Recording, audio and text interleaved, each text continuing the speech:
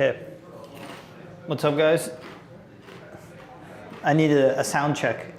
1 minute early, give me the sound check. Scorpion. No, I said 6 beers, like I've collected 6 beers. We're not 6 beers in. Still at work, no beers for me. Synthetic? Soon you'll be out of work, right? We live? George is eating his crackers. Yeah. Good thing. Oh, it's not even wheat thins. No. Huh. They're good though. But yeah, great. No robe. Working too much. Cooking mailman. I could bring my robe to. I could bring my robe to the office one day, but I think everyone's gonna stare at me weird in the glass. Like, yeah, everyone's just gonna have questions. Emodius. Good evening, guys. Beer is cold and the night is young. Ready for news and maybe some leaks. Yeah, there's lots of news that's Yeah, that's here. My last one, I'm putting my mic on. Oh, okay. You don't even have your mic on. Okay. George is getting his snack in, but like I said, there's the 6 beers here. Will we finish the 6 beers? I have no idea. I should actually send a stream to my mom and dad because since we changed the name, they probably won't be able to find it. Let's go.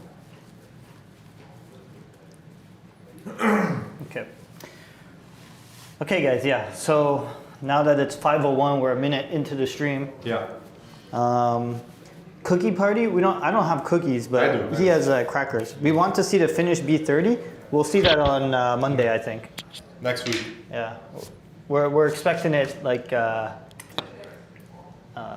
like on Monday, and then I'm gonna start adapting our custom firmware for the B30. Scorpion, mark my word. We're definitely gonna have very smart shirts. Very smart. Very smart. Yeah. We could. No, we are. Not we could. We are. We say a lot of things. No, I'm dead serious on this one. Okay. Just always been like this. Hello, what's up, Crypto Coin Lead? You're the one with the machine, not me. Yeah, but I don't want to. Is it Monday now? No, it's not. But yeah, we're expecting to get the B30 on Monday. So for a long week. Cheers to you guys. Yes. Dude, the beer is good, this one. I don't know what this beer is, but it tastes very sweet. Yet. What? The best beer. Oh, it was the one in China. Yes, I already know. I already know. Don't. Okay, is it added to the merch shop? Yeah, we don't even have a merch shop. We should though. We could. Yeah. We could just put a merch shop of Banks' face. Cheers, guys. But yeah, there's a lot of stuff. I mean, the first thing that people are probably going to realize is we're under a different name. Yeah. So, yeah. I guess it's kind of something to explain because the B30 is not going to come as a BSB product. It's going to come as a Harlow product. Yeah. And I just want to say, anyone who has a BSB product, consider it a piece of history at this point because you're the first ones who are part of the journey. It's like a collectible because there's going to be no more BSB branded stuff. We're just going to brand under Harlow. So if you have a BSB anything, consider it an not extinct, but like there's going to be no more. It was a limited run. You guys are the OGs. Yeah. And how are you, Suzanne? Oh. Everyone, smash the like button. Suzanne just joined the chat. My mom's in the chat. Yeah. I sent people the link because Zax is in here. Yeah. The one and only Zax. Yeah.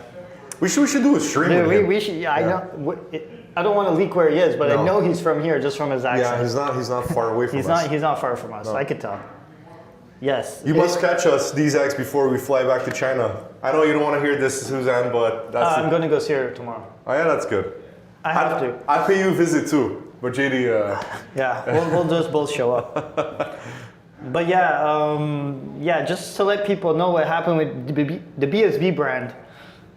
Well, basically, we rebranded to Harlow Labs, and there's multiple reasons why. Yeah, there's a whole bunch of reasons. There's a bigger reason why, and you guys are in some ways already aware of it. Like we kind of hinted it in a previous live stream. I think it was last week. But as of today, we're leaving it as is. And right now, BSB is the one that rebranded to, hey, Nathan Roach, to Harlow. Yeah, but you will see, I think it's fair to say, we will see Helium Deploy get acquired by Harlow. Yeah, again. So in the end, it will be both teams in the same name. We're working on it, but the reason why. Scorpion Kingdom already knew. Yeah. Harlow Deploy? No, it's not Harlow Deploy. But It's gonna be Harley Labs. Everything under one branch. We're gonna be taking over. We didn't want to break the news like that, but JD just went ahead. But it's fine. Who cares? People are just gonna wonder why the name change. We're slowly but surely taking over the operations at HD and the support and all that stuff. Bobby's here. Nice. Yeah. So eventually you guys will see both companies under one brand. And there's another reason why we chose to rebrand under Harlow. As you guys already know, JD is working a lot on the operating system of the so we miners. We have a BSB Nerd QX here, and we have our favorite Solo Satoshi Rev 7 here. But basically, I've been collecting all the miners and making this modular mining platform that's completely open source, like public domain open source. So what that means is all the code will be published on the internet. And anybody could take it, anybody could sell it, anybody could do whatever they want to it. And there's no like restrictions. So it's going to be like the first firmware for Bitcoin miners that is completely like no restrictions. And I'm just going to say right now, there is ESP Miner. I don't want to go too much into detail with it, but like they have an open source firmware, but it's like, I like to call it fake open source because you have to give credit to them. So if you make any improvements, you have to like keep it open source. And if you make like schematics and stuff that kind of like run on that OS, you kind of supposed to release the schematics and stuff. But anyways, we're trying to, well, me personally, I'm freeing everyone from the stupid license that sucks. And yeah, I mean, we'll go into more details because part of the things on the stream was the legal letters. And I'll go over the legal letters because I'm mostly the one who dealt with it on the BSB side, so I guess I could do it easy. But also, we should talk about how we picked the name because but first, so essentially, JD built the OS, and he's also working on the remote tool, and he's been putting a lot of efforts building a mascot. And we told ourselves, like, we want to build the brand around that mascot, and we want to give this mascot a name and completely build around it and a new identity for the company. So, dude, believe it or not, guys, right, we brainstormed the whole day. The whole day. And originally we were going to put everything under BSB. Just keep rolling with BSB. Yeah, I'm sorry. This hyper hashtag is the funniest comment. They got out open source. Yeah, exactly. Like there's a level of open source that is like fake open source, I want to call it. Like, and then there's like true, like you guys could do whatever you want, sell it, close source it. That's what we're going for. Just to free everyone from the shackles of this stupid stuff. So essentially, we were gonna keep everything on the BSB and merge Hail and Deploy BSB under one brand since we were acquiring, and take over under BSB. And what was the reason again why we hit a blocker? What was the blocker again? There's a blocker acquiring? No, it was with the BSB name. I have like no we idea. thought that we had everything settled. The meeting was like about an hour. Oh, the domain was taken. Domain was taken. Yeah, it was. Because honestly, we wanted to rebrand to bsblabs.com, but the .com was taken, and dude, realistically, it is what it is, right? Like someone else owns it. It's a pharmaceutical company. We ain't getting that domain. Right. So George came up with. Well, after hours and hours, like we literally spent like, the whole day. The whole day trying to find a name, and one of the names that came up to me was. I was thinking of Hal Finney. So I was trying to come up with something, but in a mascot way. Like I didn't want to call it Hal. What's up, Avril? Hey, Arrow, free the X. So I didn't want to call it like Hal Finney Labs or Hal Labs. I wanted to give it like a cute little name for the mascot that JD's building. So one simple prompt with Claude, and he really liked the idea that I wanted to build the company around Hal Finney, and he came up with the name Harlow, which I found it pretty cool because his actual name is Harold Finney. So we're like, you know what, Harlow fits pretty well, and we move forward with it. So that's we should give a little context who Hal Finney is, though, because I know a lot of people might not know who he is. Yeah. But he's basically the first person to have ever downloaded the Bitcoin wallet, and he's the first person to ever do a transaction on the Bitcoin blockchain. And he received the first transaction ever from Satoshi. Yeah. He also worked on PGP. And he's done a lot. If you go look at his biography online, he passed away actually exactly today. Yeah. In 2014. So August 28th. Yeah, 2014. Yeah. The day, honestly, I'm not joking, you guys. It was just a coincidence that today just happened to be the day that we announced this. Yeah. So it's really, we announced it on his anniversary of his death. Yeah.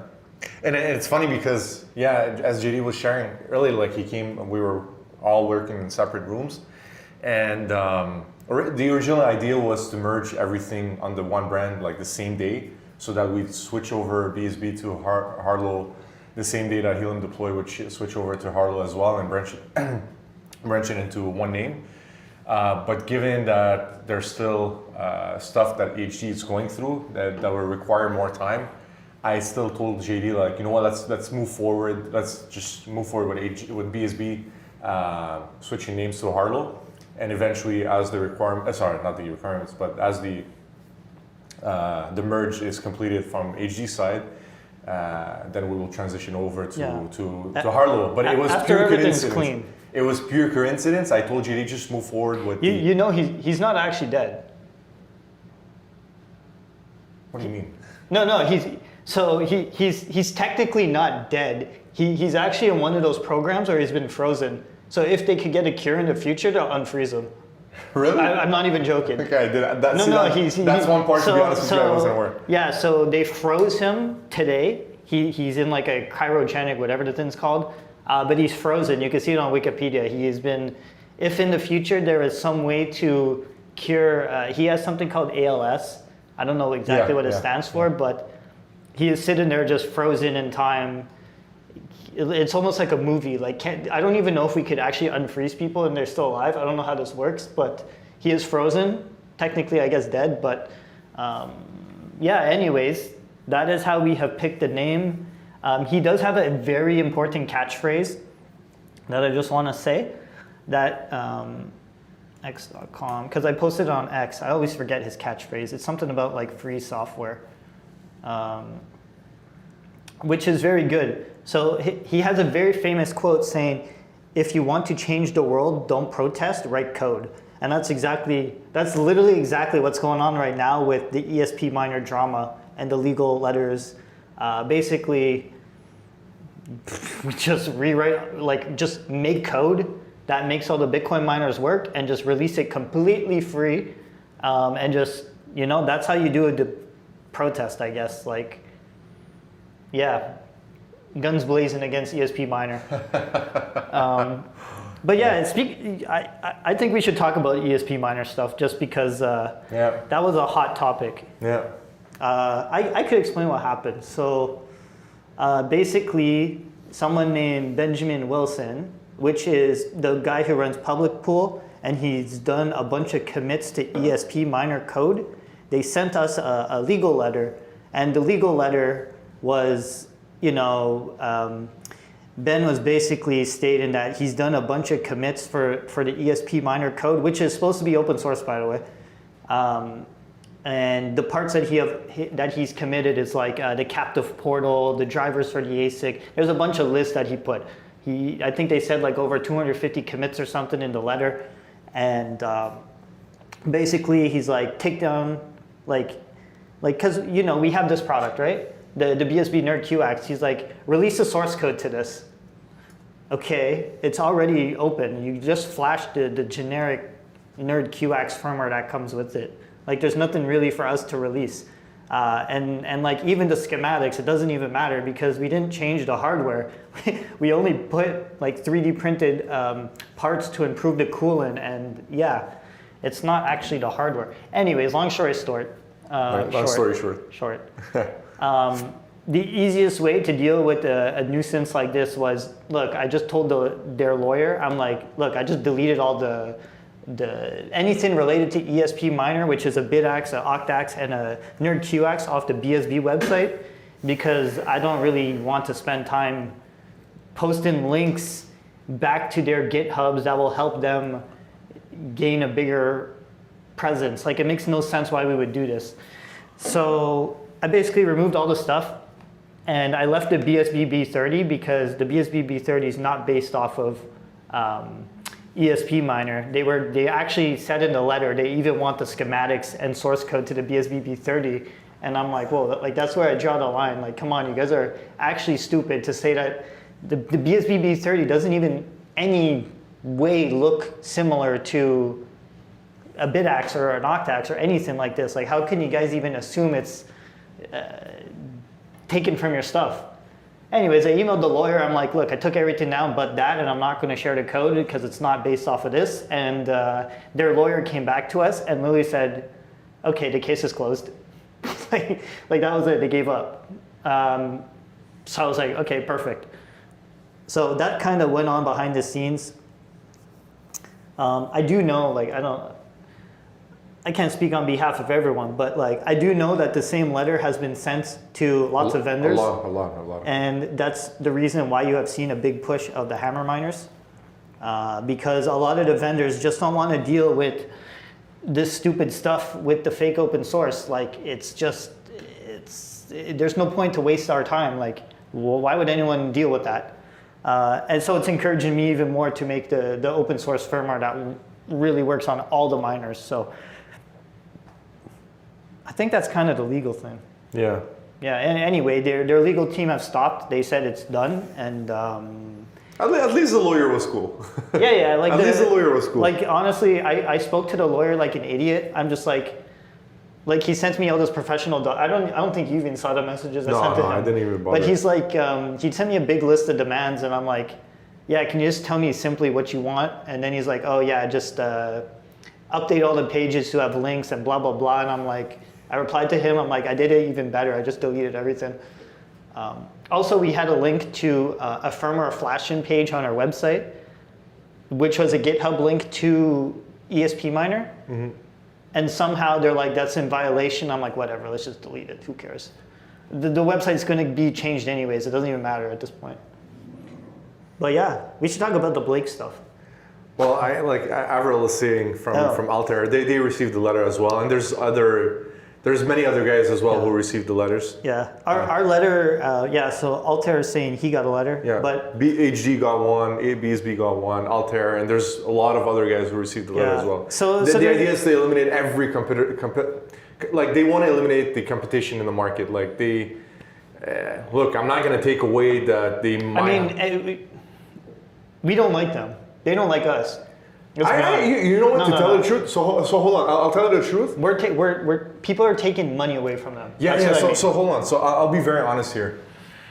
For those who've known me for years, and I think you can sense that from me now. Like as much as I look like a very intimidating person, I can be, but with this little, I can be, but that's exactly the reason why he's very intimidated. That's the reason why I got the poodle over here, my little dog over here, because people look at me and they're like, oh shit, when they see Banks, they're like, okay, no, he's a teddy bear at heart.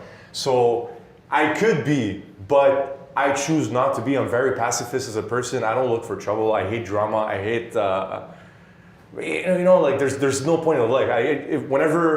Whenever I see drama online or any of that stuff, I just see it as noise. I don't give attention to it. I just move forward because at the end, I have a goal that I want to achieve, and my goal is to I don't know, provide more for the community, you know, to build stuff for the community and provide more for the community. Whatever is around is just constant noise and it's gonna distract me from achieving that goal. That's how I see things. Maybe you guys could agree, disagree, but that's how I see things generally speaking in life. But when you try to ride off I had the word behind my, you know, like they're trying to ride on a story which is so false, like completely false, the whole open source story. And when they try to ride off a narrative that is entirely false, and I'm happy to see that a lot of people are now I was gonna swear. It's okay. Oh, I held myself. Your swear jar is empty. I was gonna swear. Oh, our pride. What's up, Randy? But there's a lot of people, like especially the community, a lot of guys like us, such as BSB, Altair, Hill and Deploy, and other retailers and even influencers, were aware of what was actually happening behind closed doors, but no one was publicly speaking about it, and yet those guys were acting as the superheroes online, and Dude, it's so funny. like as if they're the reason of that movement behind open source, when you guys are not aware of what's actually happening behind closed doors. As a matter of fact, I love what Marshall Long said about auditing their foundation, which is so fake. As a matter of fact, I truly believe, and I'm gonna say it publicly, I truly believe that their foundation is what is financing all those legal letters and what is going on right now. So, you know what, I kept my mouth shut for the longest time. I'm like, you know what? Now he's vented. Now he's vented. I'm like, you know what? I'm not gonna entertain it. I'm just gonna keep focusing on what's like on our objective. And again, I'm not gonna take away that there's imperfections in our retail store, same as HD. Like there's a lot of stuff to fix. And I'm not taking away that Solo Satoshi might be building quality products. I'm not taking away that from them, or they have great customer support, or they have great they ship next day. Great shipping delays. I'm not taking anything of these things away. Like all credits to them. And if anything, I truly believe that competition is so healthy for the market.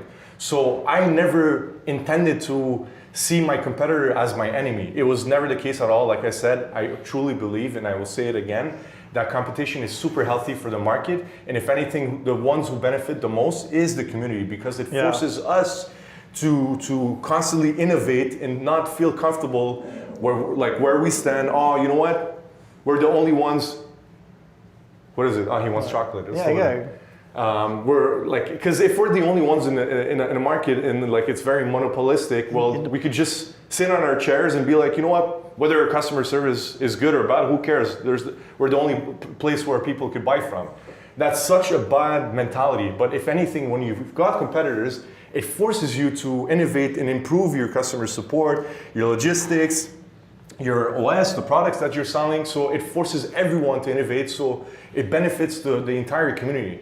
But it got to a point where, okay, they started serving, I don't know if serving is the right word, but sending demand letters to all their competitors, including ourselves, Altair, HD, and there's a bunch more. You guys have seen them online recently. Well, at this point, you're trying to ride off of a movement that is so unreal, because there's so much more that is happening behind closed doors that the community is not even aware of.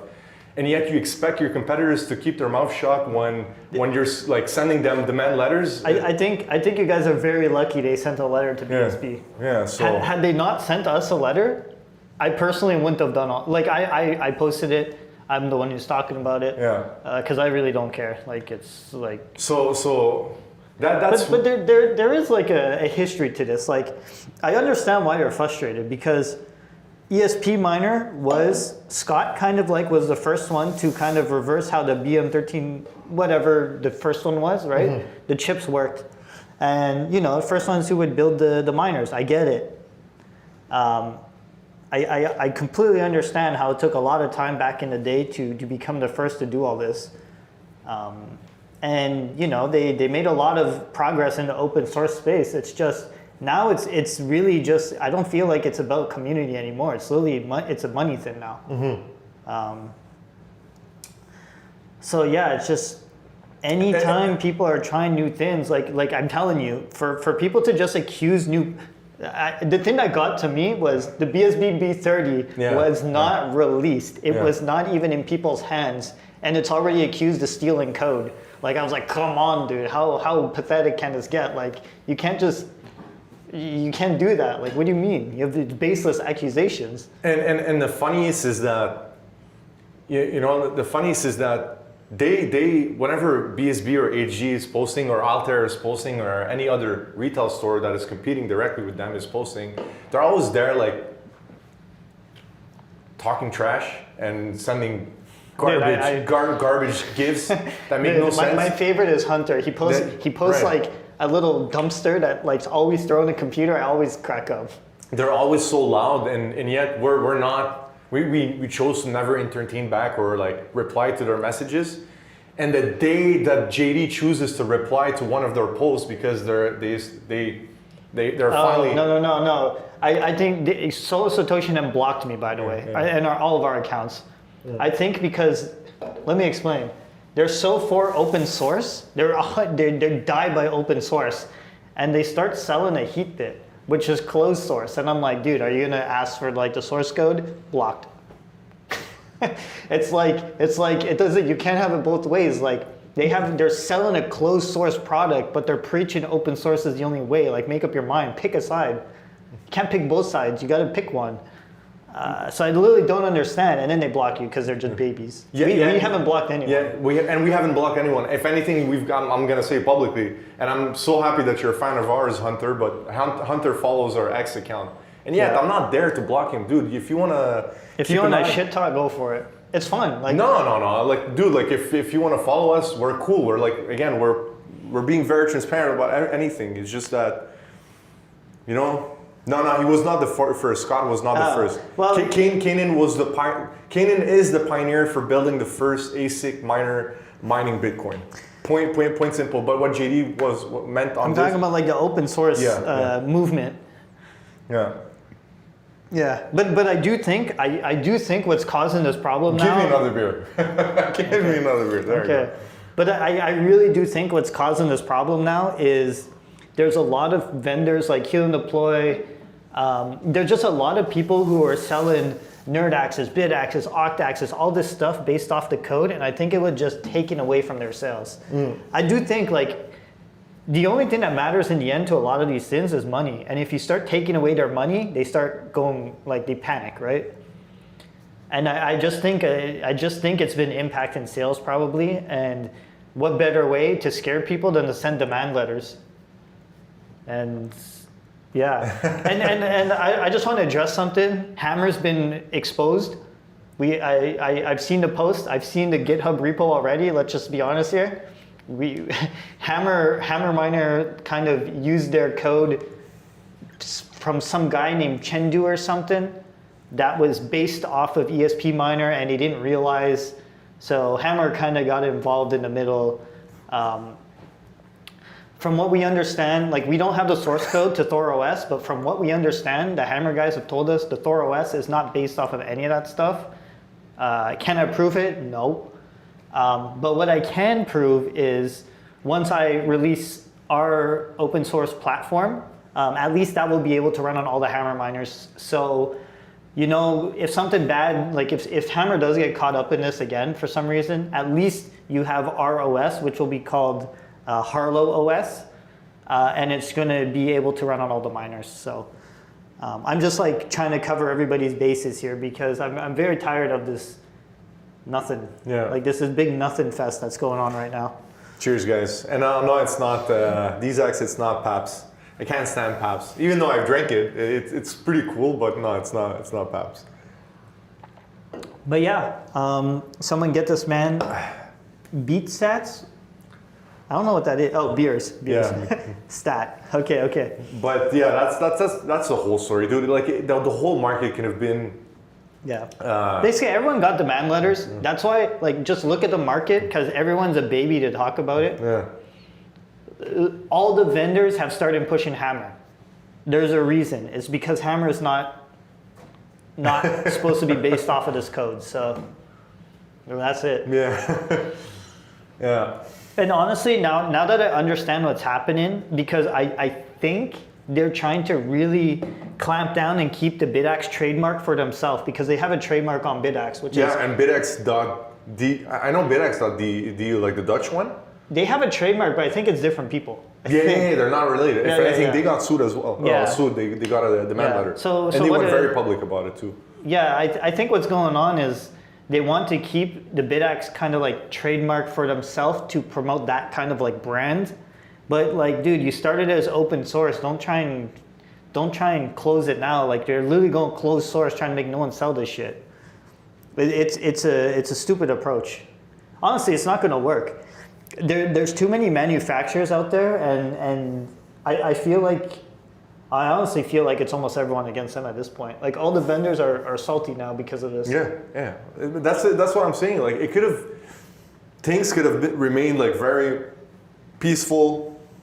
Everyone running their own retail stores, healthy competition, and things would have just stayed normal and made the best win. You know, if anything, I'm gonna say it again. The German guy has a trademark in Germany. Yeah, and that's it, dude. Yeah. Like you can't have the U.S. trademark corruption try and sue the German one. Dude, it's supposed to be open source. Like, like pick a side. Anyways, we rant so much about this, but. But all that to say, like it could have been a healthy competition. Everyone's running their own thing. We could have all been friends. No. The best thing that's going on. No, JD. Everyone. No. The best thing that's going on is everyone listening to the stream. Your prices are getting cheaper. In what sense? Helium Deploy's running sales on the P2s, dropping prices. Like so basically, what's going on is like, So Satoshi released, I think it's called the Naja Duo. And then Hammer's kind of got a P2 Which, by the that's way, did they equivalent. release? I think it's releasing tomorrow. Okay. Yeah, no. The unit, yes, but the schematics and stuff.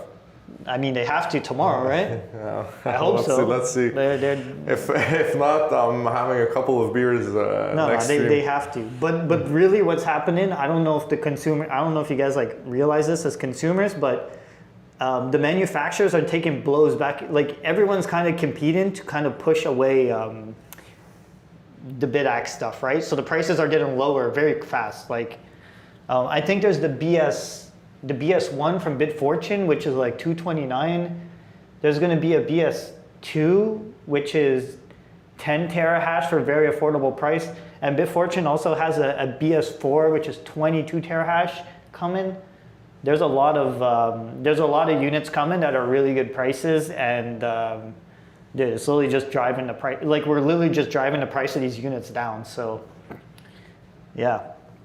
Ray York, what's up, boys? How many names do you have these days? I swear this is the last one. This is the last one. This is the last one. This is the last name. Yo, a fully electric, what a noob, dude. Tagging at Block Street Boys. Well, he wasn't aware. No, I know, but like you would think the channel name or something shows up. Like, it's okay. I told him I'd call the police on him. Synthetic D is saying that Scott is trying to get the U.S. trademark from There's no way, There's no way dude. it's gonna happen. There's no way. There's no way it's gonna happen. Oh, the Glod P3? Oh, yeah. Canceled. Yeah, I can give updates on that. Yeah. Should we go with the updates or should we close the... I mean, my closing thoughts on the open source stupid lawsuit things that are going on is I have the ultimate card here. I feel like I literally have the ultimate card here. I'm just going to release the mining platform, open source, public domain.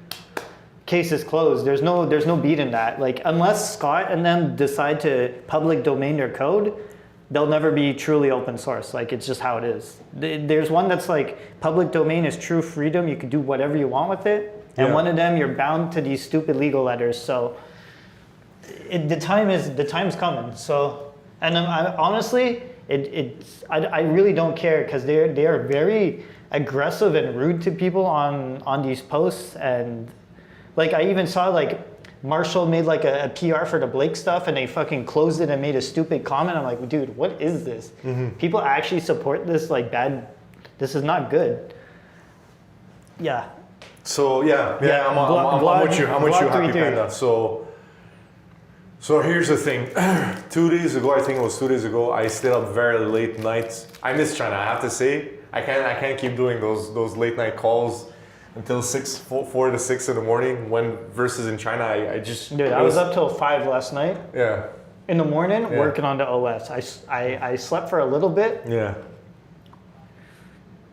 Okay, tell your story about the Glod. But that's the thing. Like now that we're here, I have to stay up very late at night to speak with the manufacturers. Versus when I was actually there, I'd simply get in a taxi or a Didi and drive all the way to the office to discuss whatever the BSB B30 or their units. So here's what's going on. BSB 30. Fully electric. I like the BSB name. Going to miss it.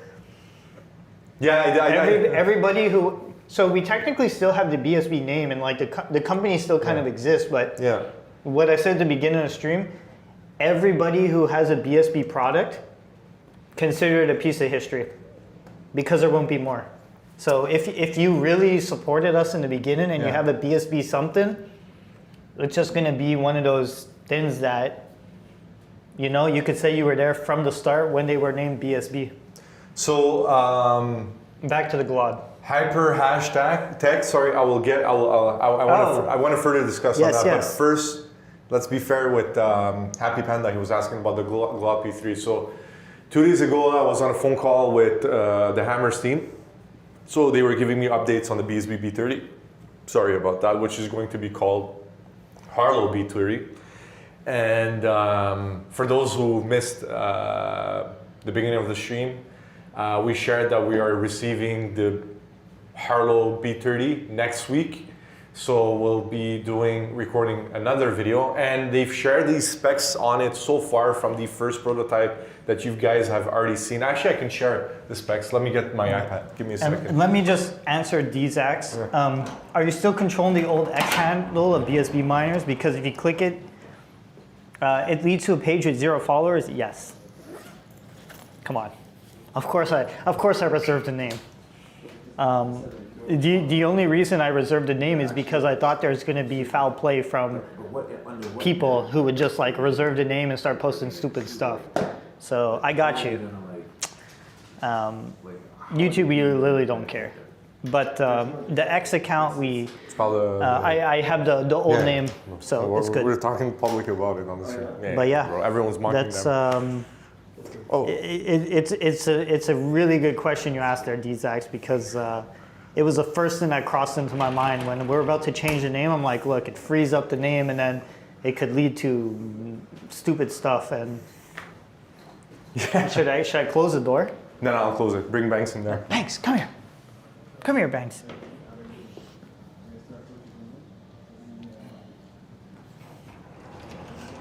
Sorry, guys. Just bringing in the dog.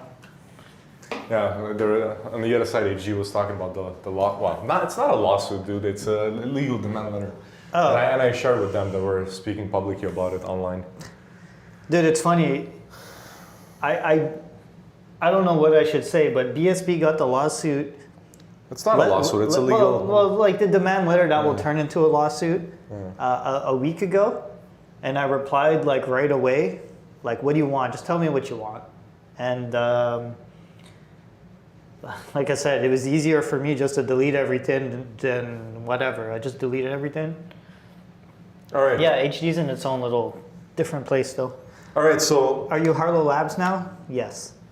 All right, so let's get back to the BSB. Well, the BSB B30. Dude, someone asked about the Glod. How did we get back to the? Yeah, but that's what it is. Okay. It's all the update. It's a Happy Panda. I'm still all yours. Happy Panda, where are you? Everyone smash the like button for Happy Panda. Yes. So we have big news on the Glod P3. Okay, so let's start with and the reason why I'm bringing my iPad is because I'm taking notes. I took notes of whatever we discussed in the call, and I'll share with you guys. The update on the Glod P3. So first and foremost, Harlow B30, previously BSB B30. So from the test that they ran on the unit itself, I hope Fully Electric is here. So you guys had seen the original results on the first video that JD and I shot before leaving China. I think it was 30 terahash at 450. Yeah. So the first results the second results The results they got on the second prototype, because they changed the heat sinks, the cooling system, and everything. It's so essentially, long story short, guys, whatever they pull off on the B30, sorry, and the Harlow B30, now that we're calling it the Harlow B30, I just don't want to confuse anyone. Whatever they're pulling off on this unit, it's never been done before. I don't know if, well, actually we did share it on previous videos, but long story short, cooling the BM1373 chips is not as easy as the BM1370. The reality, it's never really been done before, to a point where... No, it's been done in the mega bitmain units. Yes. But never in like smaller format, like in a smaller format. Which, again, I will get to this, but it's one of the reasons why they're dropping the Glock P3 for now. So it's never really been done in a smaller format, to a point where they had to actively get, I don't think I've shared this with you, but they had to actively get actually Volt Miners team fully involved on this, because they originally thought that using the same cooling system in the heat sinks of the Volt Miner D1 Mini Pre would have been good enough to keep those chips cool inside of the Harlow B30. But that wasn't the case at all, so... Cheers to that. Cheers. I couldn't help myself seeing this comment. We can't rug pull in. Is there rug pulls in this space? Actually, no. I got rug pulled on the ASIC in the early days. So, with that being said, given that the Harlow B30 is still a bigger unit than the Glock P3, they still managed to pull it off with a bigger cooling system and heat sinks. So far on the V2, so prototype V2, what they got, again, mind you, it's on 220 volts. I'm gonna be very transparent with you guys. 220 volts, it's not on 110, so I expect it to be slightly higher on 110. But so far what they got, the results are for 18 terahash, 222 watts on low power mode. On medium standard power mode, 24 terahash, 312 watts. And on 30 terahash, we've got 430 watts. So far it's been doing very good, in a sense, like on the 18 terahash, it's 11.8 joules per terahash. On 24 terahash, it's 13 joules per terahash. And on 30 terahash, it's 14.2 joules per terahash, which is very good. So I'm very impressed with the results. We're gonna have it on hand next week to see how's it running on 110 volts. And my firmware. He's saying about 1 to 2% difference. It's not that bad. It's not that bad, which is what I was expecting. Yeah. I'm so happy that you joined the chat full electric. So that's pretty much the updates on the Harlow B30. Originally, we were expecting to ship those out on September, well, HD, but again, we were expecting to ship those out on September 5th. I know JD made an announcement that they were going to be shipping out. No, On production. JD made a 15th. post saying that production will start on September 15th. I fucked up. I messed up. No, it's okay. I swear I'll talk. Okay. So JD shared that production will start on September 15, when in reality It was actually shipping on September 15th. shipping on September 15. But the truth is, following this conversation, they're saying that they're going to ship end of September. So production is not. The truth is, production isn't starting on September 15. Oh, it got pushed. It got pushed by 2 weeks. But shipping. It's not production. JD originally said production starts on September 15. I didn't even know. So Yeah. everyone got scammed. So. So end of September, the first batch is expected. Then they go on holiday on the first week of October. In China, they have so many holidays, guys. On the first week of October, they go on holiday. So the second batch is expected on the third week of October. I know that AG, as we speak, closed sales on the third. No, actually, it was the third batch. It was the second and third batch. No, we sold out. Halas, we sold 200 units. So we wanted to ensure that they were properly equipped to manufacture 200 units as they had originally promised us. So 200 units were sold in 3 batches. That's why you might be confused saying that 300 units. They were, I believe it was 100 units the first batch, then 50 and 50. That's what I believe on HG's website. So the fourth batch is expected. Again, you guys are the first ones to know. Following my conversation with Hammer, they confirmed that we can start taking sales for the fourth batch as of next week.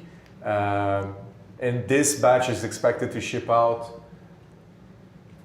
mid-November. But here's the good news. Here's the good news, and you guys are the first ones to know. The good news is that having to manufacture over 200 units of the Harlow the Harlow B30 is difficult. I'm even myself, I'm not even used to.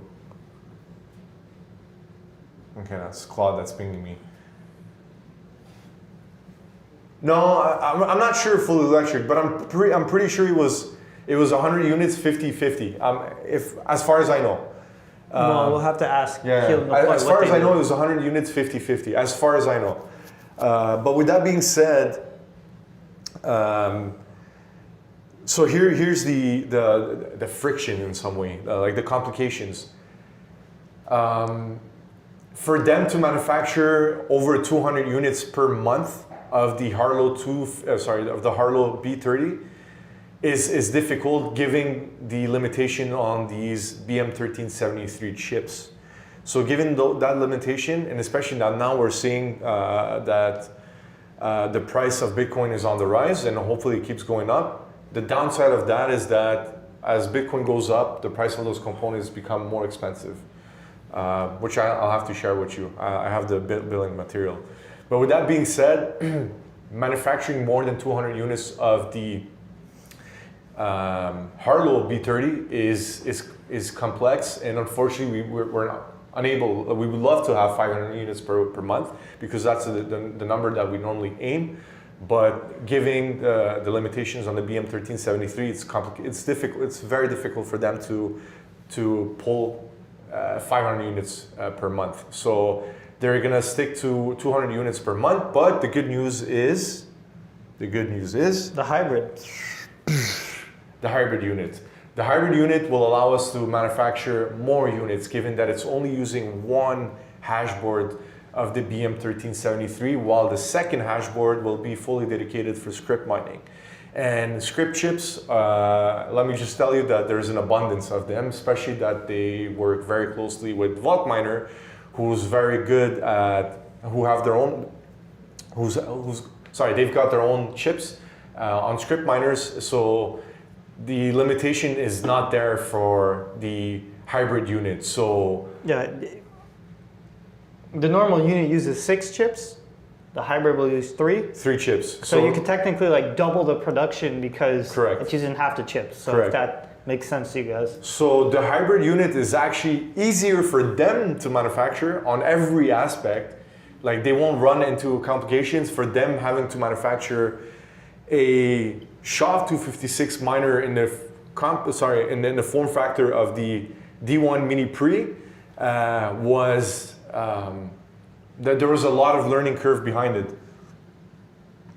Yeah, I'm having a hard time getting used to Harlow. Dude, then again, I think Halo. And I'm a big fan of Halo. We could have named it Halo. Yeah, I'm a bit. I thought about it, by the way. Me too. Because you're mentioning. Anyways. We can name it the 117, you know, it's fine. The 117, even at some point we were considering calling the mascot like something like Cortana. Anyhow, that's just me going back to my That's childhood. when we rebrand in like 5 months from now. So with that being said, if anything, getting them to design and manufacture, which they have already started, the hybrid unit, it's far easier for them than it was for them to design something from scratch for the Harlow B30. So with that being said, you guys could expect a drop release on the hybrid unit very soon. I don't personally, and that's something that I've shared with the Helium Deploys team, I don't personally feel comfortable moving forward with the hybrid unit until we have the Harlow B30 on hand and it's fully tested to showcase it to you guys. And You know, potentially have more samples. You know, Panda's still waiting. Yes, actually, sorry about that, Panda. It's next. I'm here for it's Panda. coming next. I'm It's here for coming you. next. So, with that being said, you guys could expect to hear more about the hybrid unit very soon. It's going to be much easier for them to manufacture and to design, well, to build, to have the first sample on hand, given that they've got a lot of expertise a lot of building script chips and everything. And exactly, they don't lack the expertise on the script miners, and they've got a lot of components to build it. So I very much look forward to that. And I'm scared of that one because I got to make the firmware for a script chip. yeah. That's going to be fun. So for that, you guys could expect more or less 12 to 15 terahash on SHA-256, and you guys could expect between, I'd say like 1.1 gigahash on script if we don't put more chips. Now to the Glod. Now to the Glod. Happy Panda is here. There Yes. you go. I'm Sorry out about that. I'm Happy. out of Bambus. Yeah. I don't know what Bambus is, but it's okay. I remembered you asked this question that somehow. So here it is, the Glod P3, which I really was looking forward to this. Oh, wait, Cookie Mailman, can you monetize your channel so I become a member, please? So we recently enabled the monetization thingy. Yes, But maybe there's no membership stuff yet. No, I know what But he's so talking about. I know what he means too. Yeah. I don't think it's. And he was the enabled. first one to give, well, one of the first one who gave us a very good donation at HG. You remember? I think he gave us $20. Exactly. I don't forget. I know you were the first one to donate to us. We appreciate your donation. We don't have to stop everything, but like we could enable the membership at some point. We'll figure it out. It's right here. It's right here. No, don't enable it right this Right. second, but Next stream. because we need to make like titles and stuff. Yeah, it's true.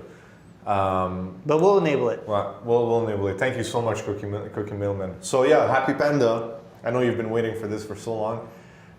Essentially, following this update, I was excited to hear more about the Glod P3, and that's when they broke down the news on me. Essentially, they're having a hard time. Where is it? I'm trying to find the stream so I can see your comments. You have so many windows open. There you go.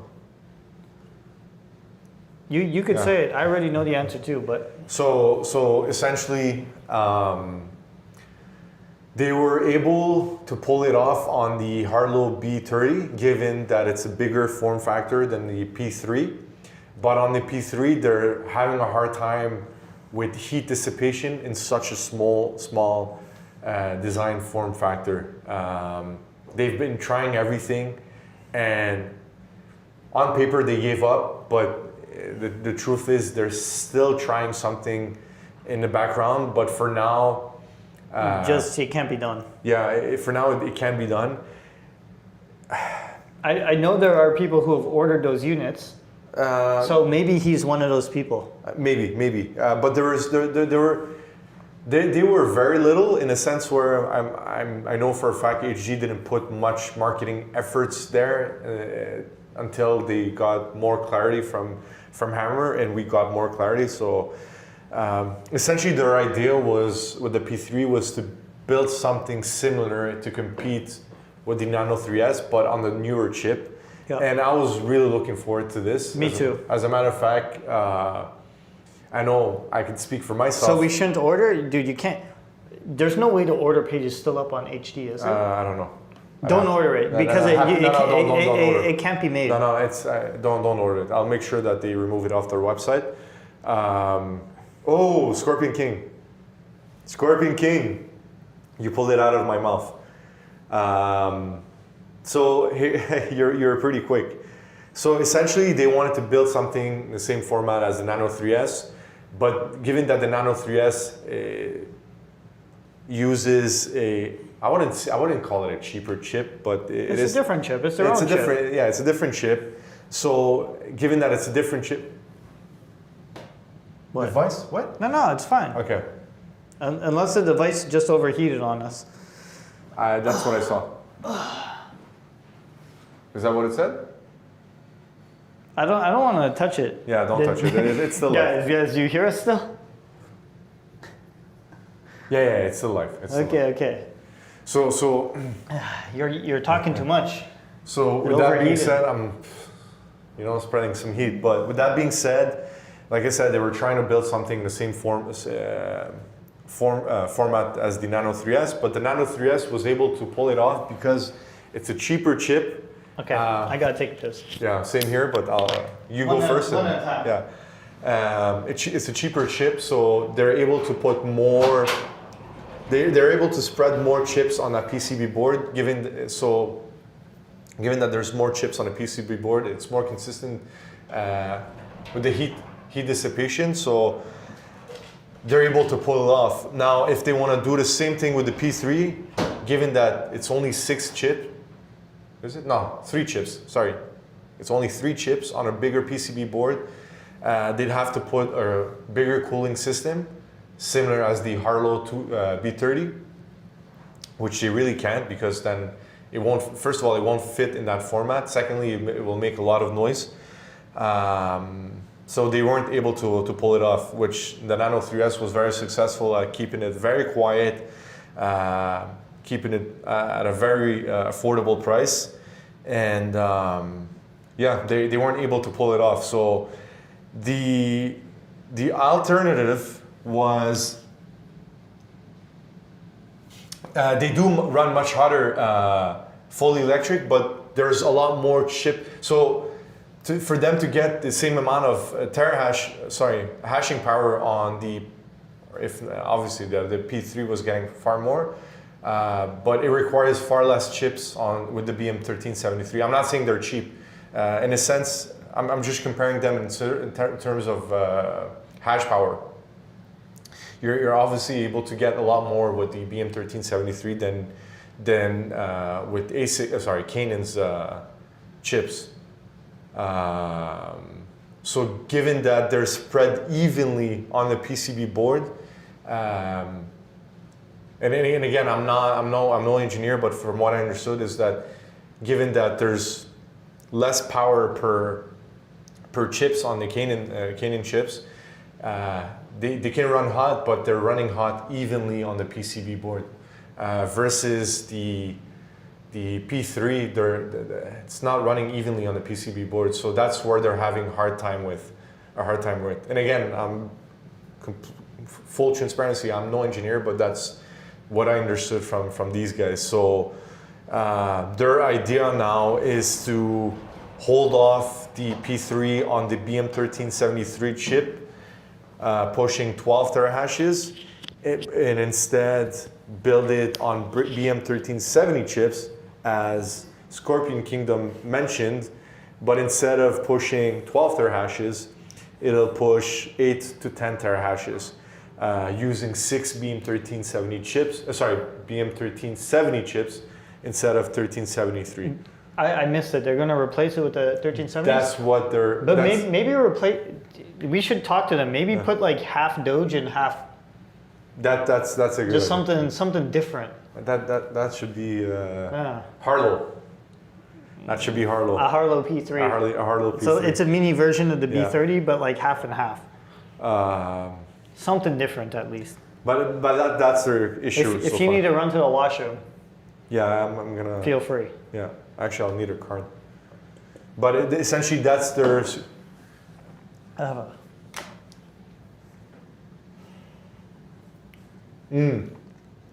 Interesting. See, that's why I love having you on the stream fully electric. No, but when we opened the Nano 3S, I think it was running their own chips because I wasn't used to seeing their chips. It is running on their and own it chip. runs so hot, the Nano 3S. Yeah. Actually, my mom's has cooked the power supply. I know 2 people so far, personal people whose power supplies have cooked themselves now. Yeah. So that's the story behind the P3. Really miss a dedicated XMR miner? Yeah. Well, we're not against because we still need to talk about the Blake stuff. So yeah, the XMR stuff will go hand in hand.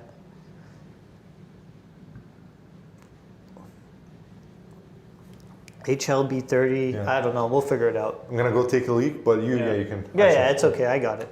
Just take your mic off before you go. Before, you know. You guys don't. We still have one more beer. Yeah. All right, I'll finish this one first. Cheers, everyone. I brought 6 beers, like 3 each for the stream. So I wasn't actually. I mean, to be fair, I'm also having a hard time with the Harlow B30. Give me some time. We could just call it the H. Whatever. We'll figure it out. We'll figure it out. It's fine. We'll get used to it. A Go- couple go- more go to beers. the And bathroom. we'll, yeah. JD's getting rid of me right now. He wants to. I'm gonna leak all the secrets. Exactly. All right, guys. Before George leaves, just ask me all the questions. I'm ready to leak. He's gonna. Few more cookies.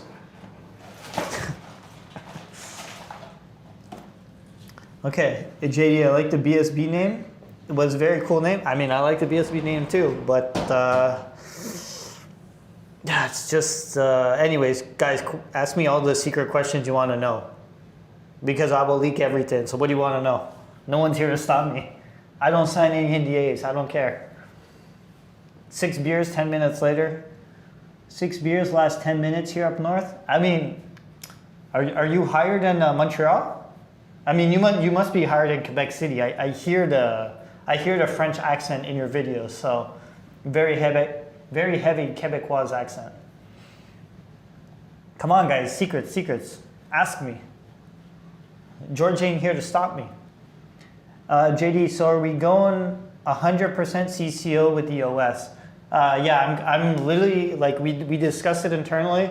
I'm gonna release the firmware. Like, the firmware is technically called like a mining platform because there's one firmware image that is like it has profiles. You could pick your miner into profile, and then it will load it will know like what type of voltage regulator, what type of fan controller, what type of stuff the hardware should have, and then it will let the miner run. And we're gonna just release it in public domain, and it's over. Like I think that will be a really damaging blow. Because like I said, public domain is, we don't want credit. You don't have to give credit. You could close source it and sell it if you want. We don't care. The whole point is to get people away from ESP miner. I like myself personally, I think ESP miner is so toxic to this thing right now. Like it's very disgusting. And I'm just gonna public domain everything. And if people want to use it, good. If people don't like it, well, whatever. I tried. That's it. That's it. But what I really hate about the ESP miner license is when people build very cool things on top of it, then they're forced to open source it when they might want to keep it closed source.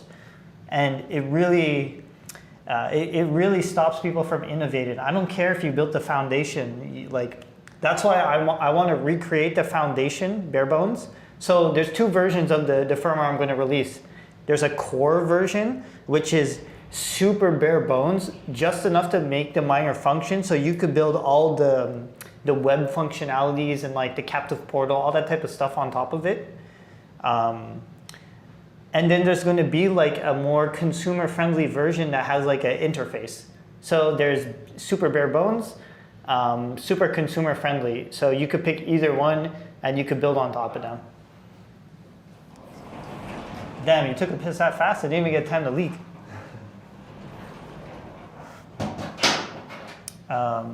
Fully Lecture saying that's truly awesome, will 100% kill ESP miner. Yo, that's my goal. I don't want to sound like the villain here, but like, I really don't like how they're operating. And dude, the thing is, like, you could complain about it, but really what you have to do is just public domain it. What are you gonna do at that point? Like, there's literally nothing you could do at that point. Like, public domain is literally like, we're forfeiting all of our work for public. There's no way to trump that unless they decide to public domain ESP miner, which I don't think they would. But if they do, good on them. But I think there's so much money tied up into this, they won't do it. Like, if they really care for the community, I think they would public domain it, but I really don't think they're gonna do it. Me, I have nothing, like, it's fine. I don't mind public domaining. I've already public domaining this, by the way. So let me just take it off here. This stand, for example, from BSB, is already in public domain. It's on MakerWorld. So you could take it, you could redesign it, you could modify it. There is zero license. There's zero, you don't need to give any attribution. You could sell it whatever you want. So I've already CC0 stuff before. I'm not afraid to CC0 public domain stuff. So there's a few things I want to answer here. I told them CryptoCoinly that you were pregnant. So first and foremost, actually, wait. I think we can't flash Hammer with the other yes, OS. that's what I was going to ask. So the new ones, all the I think Avril mentioned. I even spoke to them. The new Hammer units are not going to come with a lock. The eFuse. Yeah, the eFuse isn't burnt, so you could reflash the new Hammer units. Yeah. If you want to reflash an older Hammer unit, the only way is to buy a new ESP32. But what you could do is you could also just buy an ESP32 without the screen if you don't care about the screen. Because the firmware I have, it doesn't matter if you have the screen or not, it will still function. It's just you won't be able to see like the animations and stuff. So yeah, I am, my priority is to make sure all the Hammer units work, just because Hammer is really one of the only company, actually I think they are the only company. No, there's Lucky Miner also. But Hammer is definitely one of those companies that have like redesigned the layout in series instead of parallel, so there's just like, it's very different. So I want to make sure that the public domain firmware works on it in case there's something wrong with the Thor OS and there's stupid legal letters going around. Right. So that's my goal. I want to just make sure all the manufacturers in China have a platform they could build on and not be concerned with legal letters. So that is like where I stand right now. All right. I want to answer one question because he's been asking, and I recognize him from the previous stream. Senor MRX625. I'd love to answer this question actually. So essentially, you can definitely manufacture those units in the US or even in Canada to be completely transparent with you. But look, in China, it's most specifically Shenzhen, where we're staying. You're talking about the biggest, so they call it the Silicon Valley, the hardware Silicon Valley of the world. And I mean, JD's a witness, I'm a witness, I've been there. I can confirm that it is in fact the case. They're far ahead than any of us on the hardware side. I'm not saying that on the software side, they're ahead of the US. If anything, I would say today, as we speak, the US still dominates the market on the software side, but on the hardware side, China is far ahead. It's. I think that's why it's good. Yeah, exactly. That's why I want to work on the software while they work on the hardware. Yeah. They're already experts in that. So on the hardware side, they're far ahead than us. So not only are they far ahead than us, they're much faster than us. And well, they're far ahead for a reason because they're much faster. But on top of that, they're also cheaper to work with.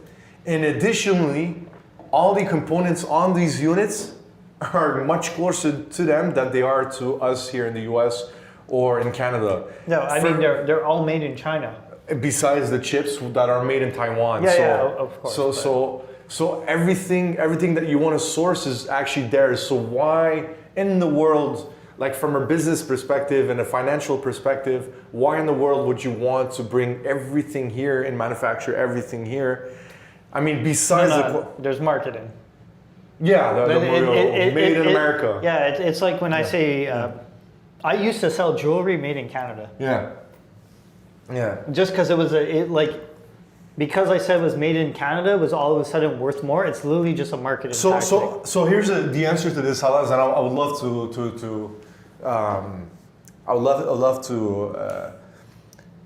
go more into details on this. The quality is as good there, and if even better. This false image that we have of China always building cheap quality stuff is so. Well, no, it's old.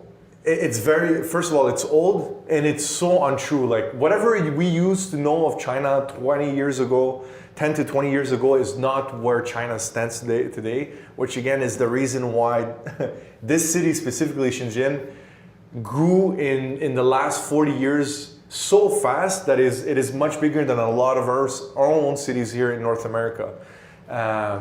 So they're far ahead than us. Now, the thing about the quality, Halaz, and that there's something that I will not deny, is that in China, for example, let's take these units as an example. And I'll be very transparent. You know, this is the Rev 7 from Solo Satoshi. If you're watching this, then we have to be careful. Like, this is assembled in America with a bunch of Chinese components. Right. Everything ends up coming from China. So here's the thing. In North America, we have stricter quality control to protect our consumers. And as a matter of fact, in Europe, it's even worse than it is here in North America. Like here, cheers. Well, last beer. Cheers. I didn't think we'd go through 3 beers. Yeah, I mean, I wasn't expecting to drink beers. So here's the thing. So given that we have stricter regulations here in Canada, in the US, most specifically Europe, even far worse than in Europe, in America and in Canada, you know, we have to ensure quality on the products that are being manufactured here. That's the main difference. Now, with that being said, does that mean that all manufacturers in China will build poor quality products? Absolutely not. The only difference is that while you have, for example, and I'm just giving an example. This is not screwed in, by the way. It will fall out if you turn it upside down. Yeah. Just so it doesn't fall. Anyhow, I'm not gonna hold it anymore, but I need it. That's why. And let's just say that in North America, you'll have 3 manufacturers that are obeying the rules of. But let's be honest. Okay. Avril's saying the Rev 7 is assembled in China. No one has seen Ben's factory. I mean, so I have never seen the Rev 7 factory. I don't know where they're made, but I have seen in China all those stamps. Yeah. I have seen those stamps in China. But anyhow, with that being said, while you see 3 manufacturers in the US manufacturing quality, for example, Nerd QX++, in China you'll have thousands of them manufacturing the Nerd QX++, which is one of the reasons why they're so angry about open sourcing their products, because there's so many of those Chinese manufacturers who are just, copy paste. But the difference is that with them copying their products, you'll have 100 guys in China who are building top quality stuff similar to Solo Satoshi or other manufacturers in the US. But then you'll have tens of thousands of manufacturers in China building the same exact thing, but with very poor quality. And these guys are the ones that you see on AliExpress or on Alibaba undercutting everyone with their prices because they're using We've met some of these vendors. Yeah. Like, we did. I personally met a vendor with other people. Yeah. For Nerd QX, I'll just give you guys an example. They literally said, if you give us a target price, like let's say you want to build this thing for $70, for example, they will make it for $70. And they flat out told me, like face to face, they're like, we'll build it for $70 so you could buy it for $70 and resell it for like $250, whatever. But the components are going to be very bad. So they will literally build whatever you want, literally whatever quality you want. Yeah. If you want a super high quality unit, they will use the best components. They're very flexible. It's really up to, it's up to like I know the Solo Satoshi here has Coilcraft coils. They're a very recognized brand. But there's companies in China also using the Coilcraft coil. I mean, You know, one thing I don't like about assembled in America, by the way, you as a consumer have to pay extra. Like, I don't know if you guys care too much, but you have to pay a little bit extra because it's being assembled in America. Because they tack on extra price because of that. Because we're very, like, honestly, I almost want to say I like saying made in China now. We did. There's no shame. Yeah, There's no shame. There's like no problem with it being made in China. For those who've been to China and have been on the grounds, and we have, I mean, you guys have seen 3 or 4 videos of us visiting factories, while on the other side, funny how we hear so much. Avril put a bounty. I know, well, and I'll tag along on that. But while you hear so much about assemble in America, yet we haven't seen anything from. I've seen IX Tech. Hey, I have a little assembly line. Yeah. The only thing is, like, that bugs me is, like, someone could make a video of an assembly line, but it could still be in China. Like, I don't know until they, like, take the camera and, like, are we going to see Chinese words everywhere to indicate it's in China? Because I don't know if you guys realize, but on our YouTube channel, we literally went into multiple factories, filmed the whole process. I have not seen a video like that of any of the assembled in USA products so far. And why can't they do that? Like, it's a very simple ask. I know I'm going off topic, but I feel like I want to answer this question to VZE3245. Is it a regular or nerd octax or a BSB nerd octax? I'm curious to know. That will definitely help. But yeah, with that being said, guys, we've seen it. Like, we've seen their factories in China. We've seen poor factories and we've seen very good factories. Exactly, we've seen both, which is the reason why I'm being very transparent with both approaches. We tend to generalize everything on the very poor factories. But it's easy. Like, if you guys watch our videos, poor factory to me is the ones who don't put you through the like thing that blows all the static off you and doesn't ask you to put the hat on and the suit. That to me is a poor factory. Very, very well said, by the way, Scorpion. Just quickly before the regular, not BSB. Can you share the order number VZE3245? I'll look it up with HG. But it's actually very well said with Scorpion Kingdom. It's actually very true. The manufacturing assembly line here in the US or in Canada are similar to the ones, are actually a replica of what they have in China. Yeah, but it's just a more expensive labor. It's more expensive labor and much smaller. It's a much smaller assembly line. Yeah. When is the ground up Harlow Labs miner? Okay. Yo, fully electric's not a good question. Yeah. So I could answer this.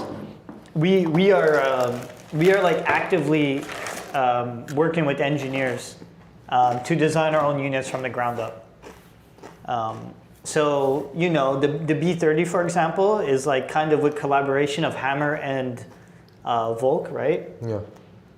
But we are in the process of designing our own everything from scratch. So you would be able to think of us as like a Canaan or like a Flu miner or a Volk miner or like an actual company who will design from the ground up every single piece of it. The beast. So yeah, me and another person are working on this, and trust me, I'm learning a lot about I know there's like 3 phases in the Nerd QX here, and like the Soul Satoshi Rev 7 here has 2 phases here, and I know like I'm not an engineer, by the way, but from what I understand, the more phases we put, it reduces the amps going through like each little TPS and stuff like that. Anyways, that's why we have engineers. They'll verify all the information, but I want to add more power phases to distribute the loads, so like the voltage regulators don't end up cooking themselves all the time. So I'm not pretending I'm an engineer by any means, but I'm trying to learn about it so I can help design better products for everyone that, you know, we just want stuff that works and doesn't blow up. I want to go over the Octax? No. Hypertech hash. Very good. Oh yeah. Let's talk about that. We still need to talk about the Blake thing too. But yeah, there's a 70 terahash miner. I don't know how you found that miner, but yes, we have been approached by a manufacturer who wants to sell us the 70 terahash miner. And I think it's 70 terahash, 1450 watts of power. Yeah. I'm looking into your order, by the way. But yeah, this miner in my mind is a competitor to the Avalon Q. Right. If the price point is right, I definitely see it competitive. If the price is not good, then it's a waste of time. I already know I already know the cost of it, but it's just like I don't know what they would retail for. But yeah, 1450 watts for 70 terahash. It looks like a small box, like kind of like this big. So this is a Nerd QX, by the way. So it's like a little bit bigger, I think. And thickness wise, maybe just, a tad larger. I'm just gonna jump in quickly. VZE 3245. Lucky for you, I'm upgrading you to the BSB Nerd Octax, free of cost. So congratulations to you. What happened? He shared an order that hasn't moved. Let me check when. What did you upgrade him free of cost? He had the Nerd Octax. Did you upgrade him to a BSB? I'm doing it for him. Shit, there's only 100 of those. Yeah. Okay. That's the customer service from George. Yeah. I'm very generous, and he paid for priority, so he was expecting it shipping very quickly. So yeah, at least the BSB one will come with the Meanwhile power supply and all the upgrades. So,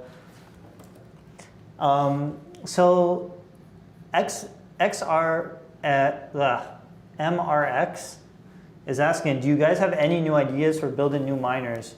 I mean, can you be innovative and creative and making something different rather than new products that are similar to others? So that's exactly what I'm doing. A couple streams ago, this type of product is old and moldy in my mind. That's what I would say to my friends. Like, this is old. This stupid this design here, like, not to hate, but like this design here, this is a Rev 7. This is a 6.1. This form factor and stuff, it's just old in my mind. We don't need to keep building these type of things. What I would like to do is make modular pieces, like somehow get a modular voltage regulator system and a modular ASIC system, and you don't need to keep repurchasing screens as a consumer, right? Because why do you need a screen on every single unit? In my mind, I would love to make an ecosystem where you just have one screen on one miner that could control all your other miners, so they don't need to start coming with screens, they don't need to come with all these extra parts. And for reliability, I would love it so you could just, if for some reason the voltage regulators explode, you'd be able to kind of like swap them out very easy as a consumer instead of sending them to like IX Tech, for example, because he repairs the blown up units. Yeah, like I am trying to think of some sort of modular system for this stuff. So the screen is useless. So let me go get my solution to that. I have one over here actually. So VZE, you should have received an email for the swap. I took care of it, man. That's the beauty of coming here on the live stream. I love taking care of you guys. You guys are beyond supportive of us. We truly appreciate you guys' support. So whoever comes on the stream and has questions in relation to their orders, I still have access to HDU systems, so I can take care of that. And again, there's more to come, but as we shared early on the stream, but whoever comes on the stream needs help with their orders, I'm happy to help, and I'm happy I'm getting your order resolved. You should have received an email for the swap. It's free of cost. I applied a discount. I just want to share too, like the screen is useless. Who just said that? Dzax, yeah. So this screen alone is like $10, $15, right? Added to a consumer cost. this literally the same thing with no screen is probably like $4. So just making a miner without a screen, for example, like how this looks, literally saves $10 off the price just because there's no screen. I really think you don't need. So in my concept, it's not only do you not need the screen, why even put the brain on this? You need one brain somewhere to control a bunch of these. You don't need to keep putting brains on these things.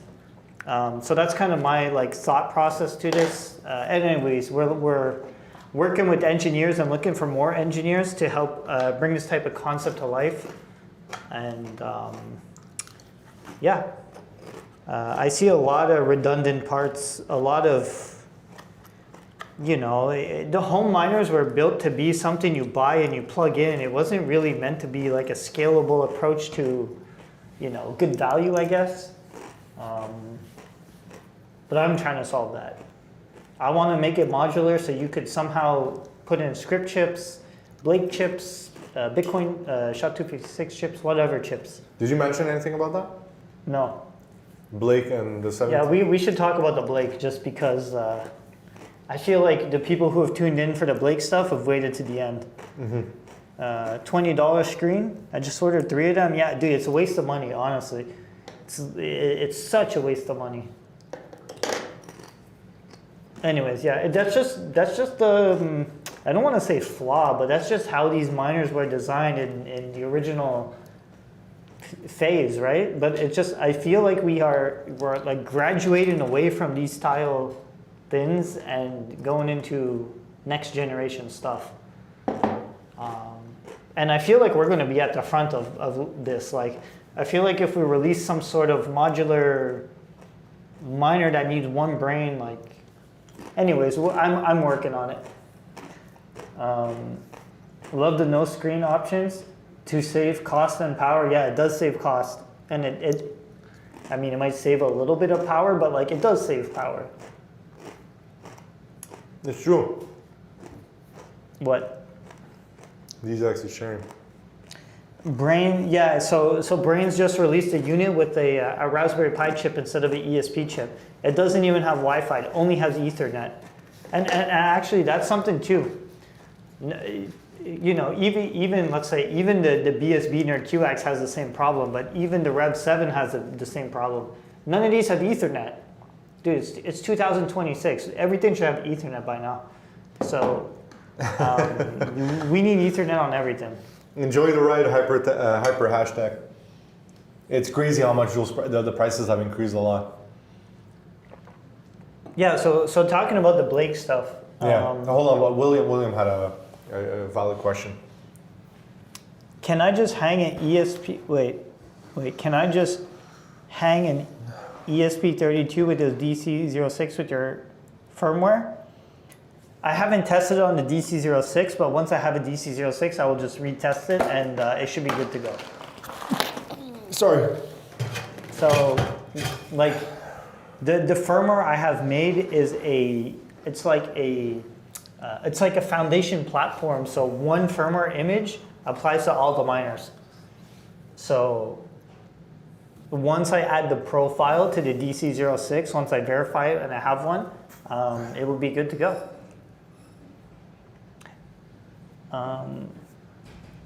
TechMan, it doesn't do dual pool. I can make our firmware do quad pool or 8 pool or whatever we want. Doesn't there's no limits really. The only limit is how much RAM is in the chip, which is not much.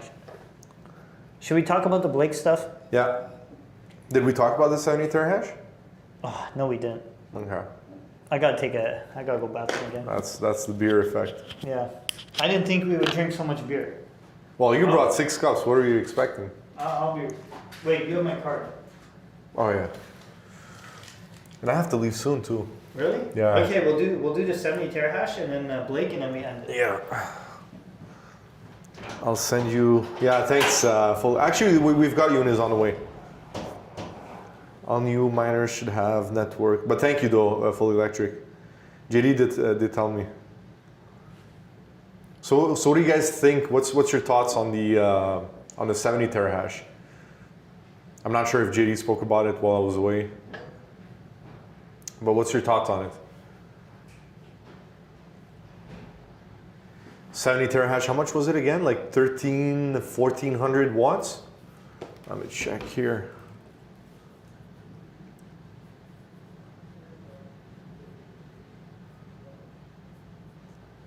Let's see what we've got here.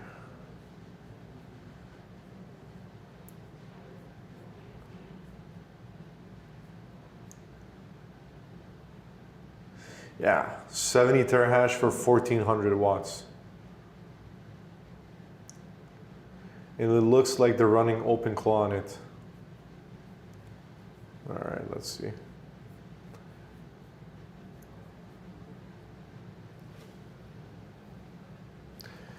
What was the W on it? Yeah, it's 1400 watts, Scorpion Kingdom. So I'd expect it to be, I'll tell you exactly, guys. That's what I expected.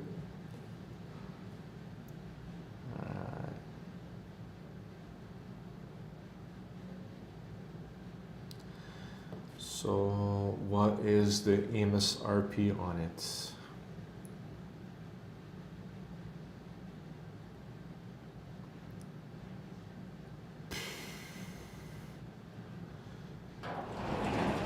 Sure.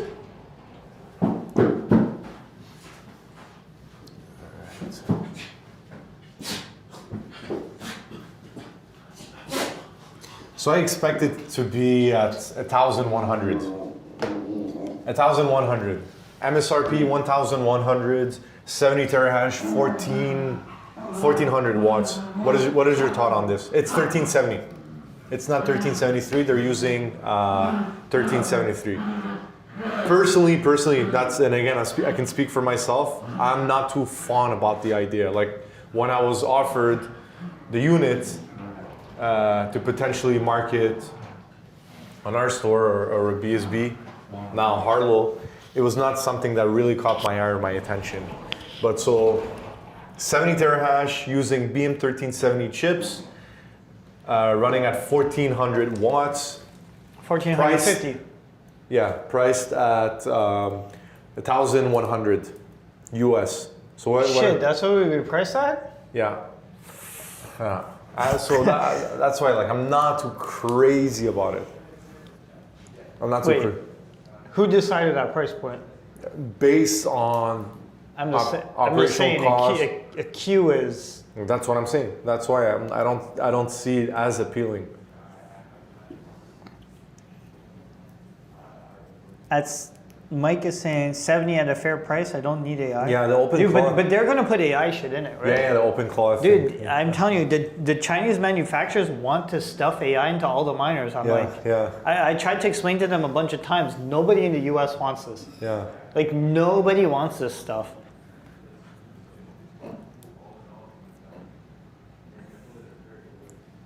Agreed. I agree. I agree with fully electric to say. Yep. If you need to use the washroom. Coming soon. Just want to F in minor.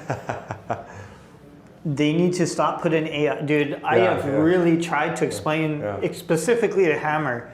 They want to make skills market. They want to make the dumbest stuff. Like I wasn't even trying to offend them. I'm just like, nobody wants this. Like no one's even asking for this.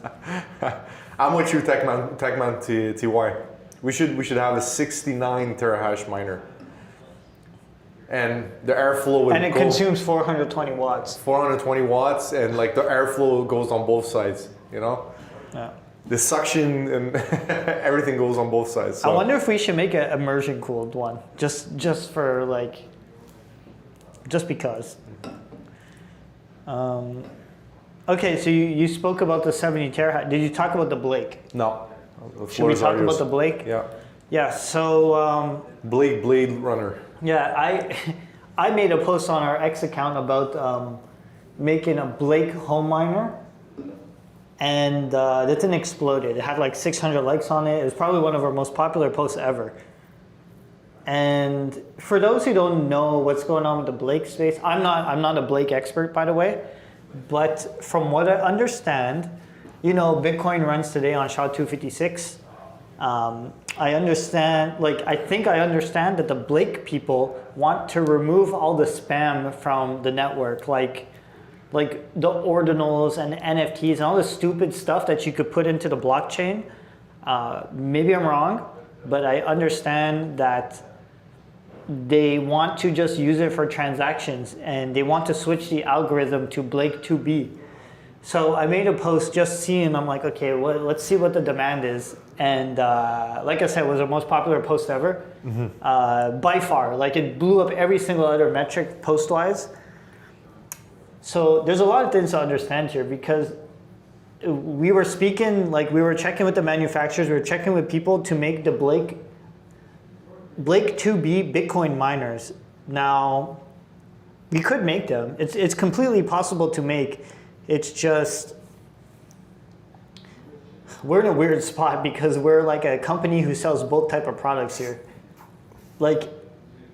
If Blake gets enough power, that means Bitcoin would somehow transition into the Blake algorithm, right?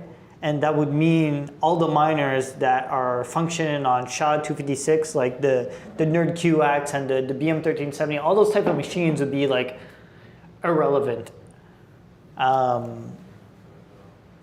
But that's if the Blake stuff gets enough power to kind of push, if enough people believe in Blake and could put the hash power behind it to say, hey, the network has switched to Blake, then Bitcoin's running on Blake. If it doesn't happen, it's still running on SHA-256. So. I don't know, but if yeah, if it is, if those miners don't, if they can't get enough power, I guess they're stuck just mining SIA. Yeah. But from what I understand, they have their little Blake. I don't want to say they like to be referred to Bitcoin. They want it, Bitcoin is going to be Blake 256, Blake 2B in their mind. So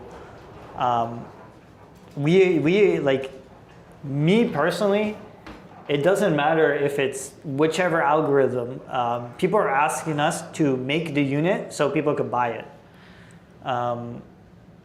Yeah, it's just a really strange thing. So, like I said, we spoke to people about it. It's completely doable. I think they're going to have samples in September 15th, actually, around the B30 time, to make sure that these algorithms could work on the ASIC hardware. And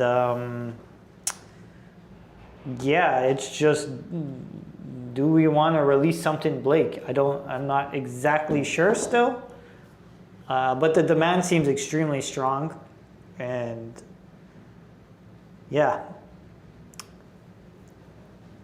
No matter what, they can't use a ticker that is already taken. So the thing is, yeah, dude, there are so many questions in the air how they could even do it, right?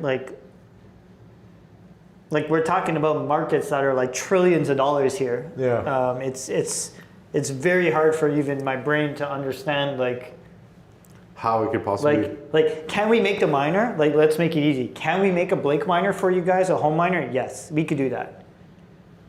Will it mine the Bitcoin we know today?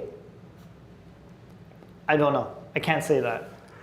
It can mine SIA coin, but if there's enough demand behind Blake and it becomes Bitcoin, it could mine Bitcoin. So yeah, it's just one of those miners that I guess we would sell it mines SIA coin and it could, yeah, I don't even know how we would deal with it, honestly.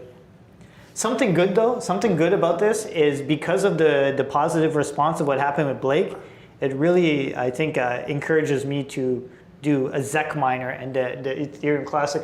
I really think Harlow Labs could be the company that, we'll make you the home miner for ZEC, the home miner for Caspa, the home miner for all those algorithms that just don't have home miners.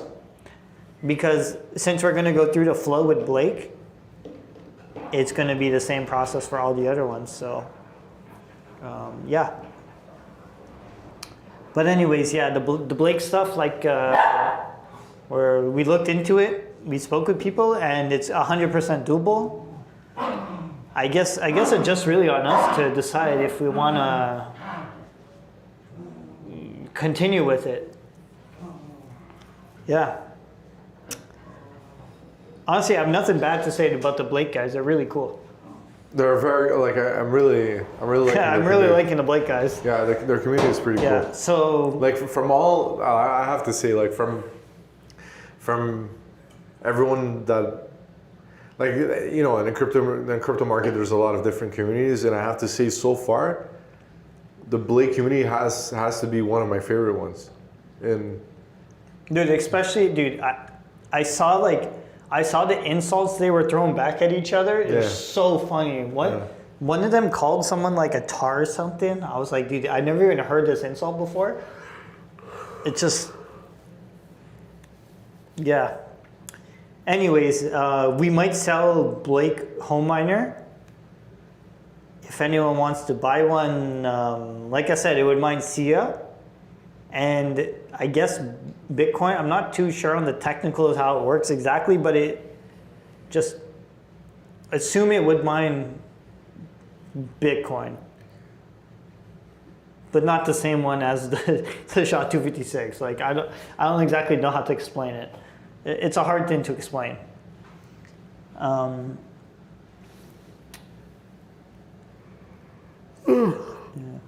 sorry. Scorpion Kingdom, so we can skip the whole process of new case, new screen, new fan, etc. Beast with different algorithm cards. Oh yeah. Because I talked about the BSB Beast last time. I think like some sort of board that has different cards you could connect to do different algorithms. Like I still want to do that, but realistically, because we were talking to a manufacturer, I asked them to build a big unit, and they're like, yo, let's build a small one first just to make sure we could do this.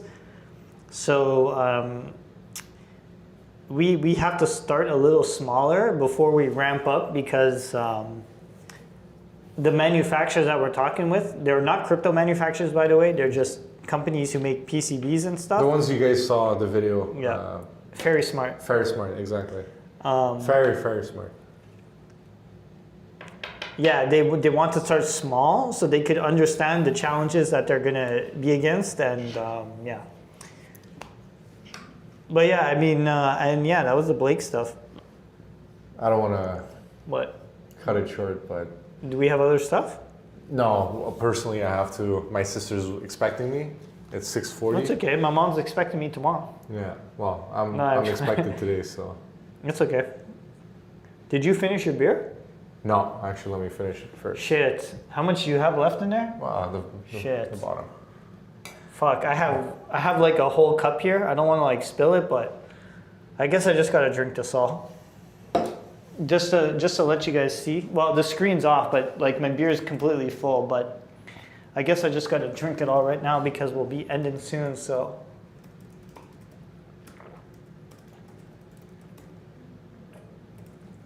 Okay, I can't do it all one shot. It's almost gone, trust me though. Has anyone found a block with those BM1373 home miners? I have no idea, honestly. I don't know. So, Rico, the thing is, wait. The B30, for example, was tested on testnet with the new chips and it hit a block. So it hit a block on testnet, and if you hit a block on testnet, it's pretty much the same as mainnet. Like it would testnet.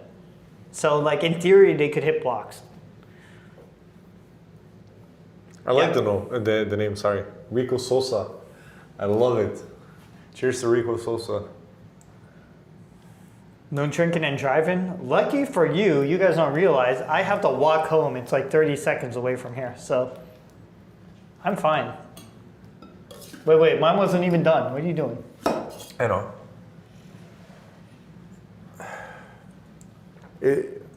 Blake will mine BCH? No. Anyways, yeah. I really, sorry guys. I really have to That's a beautiful thing. You could go if you want. I could keep the stream, but I mean, it doesn't. Yeah, if you want to. I really have to wrap it up because my sister's waiting for me. I don't like to keep people hanging. JD lives in the lab, not really, but next door to the lab. When will the stand for the octax be published? Do you mean the BSB octax? I could publish it tonight. Is that what you wanted to try to? Oh, those are the coconut shrimp. Yeah. The coconut worms. The Sichuan. But yeah, anyways, guys, George got to go. Yeah. He's closing his computer clearly. Unless well, he said he wanted to take over the stream, but I really have to run. I could just end it slowly, if you want to go. Yeah. With that being said, guys. George is heading out. As always, I love you guys so much. I could leak everything now that George is leaving. Yes. Yeah. As always, I wish you all a blessed weekend. I really look forward to seeing you guys next week, and especially that next week, you guys are going to see a lot more review videos, given that we're receiving the BSB B30 / Harlow B30. We're also receiving, well, the BC04, we've already done a video on it. I think. Yeah, but we need to do it with the new OS. Exactly, BC04 with the new OS, yeah. Which Fully Electric here was kind enough to send his unit to us. No. But I know. He offered. I know. He mentioned it earlier. But we're receiving one anyhow. What else are we receiving? With 4 Wait. Are you driving?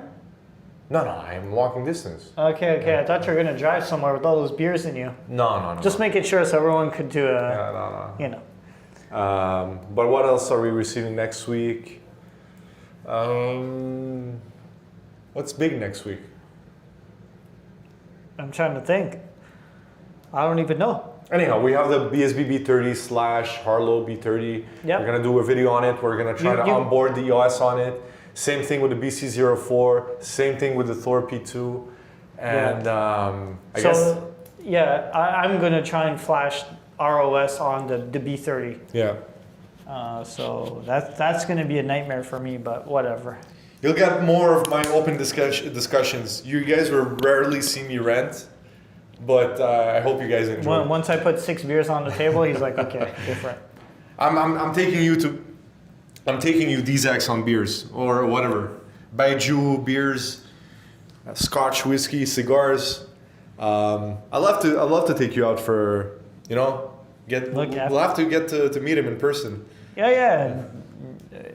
I don't think he's too far from us. No, he's not. He's not short. I could hear the accent. Like I know he's close by. So, love you guys. I look forward to seeing you next week on the live stream. You guys are going to see far more videos next week, and hopefully I can come up with some sort of giveaway for you guys. So, with that being said, I wish you all a blessed weekend. I'll let JD take over. I'm going to stay, guys. By the way, I'll stay for a little bit, and I'll turn off this microphone. See you guys here. I'll turn it off. Okay, so George is checking out, but I live next door, so it's not a really concern for me. So yeah, so George is out of here, but I have all the secrets to leak now. He's laughing, but yeah, I only got a little bit of my beer left. Let me close the door because he clearly has like 3 beers in him and he's a little bit tipsy. But yeah, but now all the secrets you guys want to know, I could leak them. George is out of here. No one's to stop me. I have lots of information. So whatever you guys want to know, because I know so much stuff, it's just I don't know what you guys would want to know. So Hyperhash is saying, wonder what process node those Gold Shell Blake 3 chips are on. Yo, they're on the 28 nanometer. See? I know it all. They're using 28 nanometer chips. So the 28 nanometer chips also, they don't get very hot. It's just they're big. So, yeah. So a full rebrand with BSB OS to Harlow OS? Yeah, pretty much. JD, what's your, wait. MXR is asking, JD, what's your background, you guys? I don't know what you mean, like my like working background or like what? I want to do some firmware tests, let's go. Oh, plenty of time. Yeah, dude. Yeah, there's lots of fab time for the 28 nanometer. Cause no one actually cares about 28 nanometer. But what's up? I'm still live, by the way. Still live? I'm still live. I was going to join in. Oh, you want to come in? Okay. I was about to leak all the secrets. Go. We have more secrets. Well, I don't know. So Okay. Abel's here. What's up, guys? So Abel, first appearance. Well, we kind of explained how like Harlow is going to be like all four of us, Okay. but Abel's CEO of Helium Deploy, so I assume we're going to do CEO of Harlow. So yeah, this is Abel. If you guys haven't seen him before, What's up, guys? It's really cool that today Harlow was, he was like, it's pretty interesting he died today. It just happens to be his death anniversary, which the coincidence is crazy. Yeah, the coincidence is insane that we launched the brand on the anniversary of the guy we named it after. That's crazy. Yeah. I feel like it's like the beginning of a. You want to clip it on yourself? Yeah, I'll just clip it. It's like the beginning of a crazy, journey. Okay, D-Zax is saying, what's up? Hello, Abel. You're getting some hellos. Hello, Abel. You plan to take care of me? Of course. Electric? Fully electric, we got you. Yeah. They've heard that. So we replaced George with Abel now. I don't actually think you've ever been on a stream with us. First time. Really? I'm always like camera shy. Oh. Yeah, but I was just talking about the Blake 2B stuff. Someone was asking about the Blake 2B stuff. Oh yeah? And I mean, like I was saying, like we could do it. Like it's definitely doable. It's just like Abel's brother's being an idiot behind the... If I could turn the camera around, I would. You guys would see him making faces on the window. So people like the Blake 2B? Yeah, it seems like it. Okay. And William, you're up for testing the DC06 on the firmware? Yeah.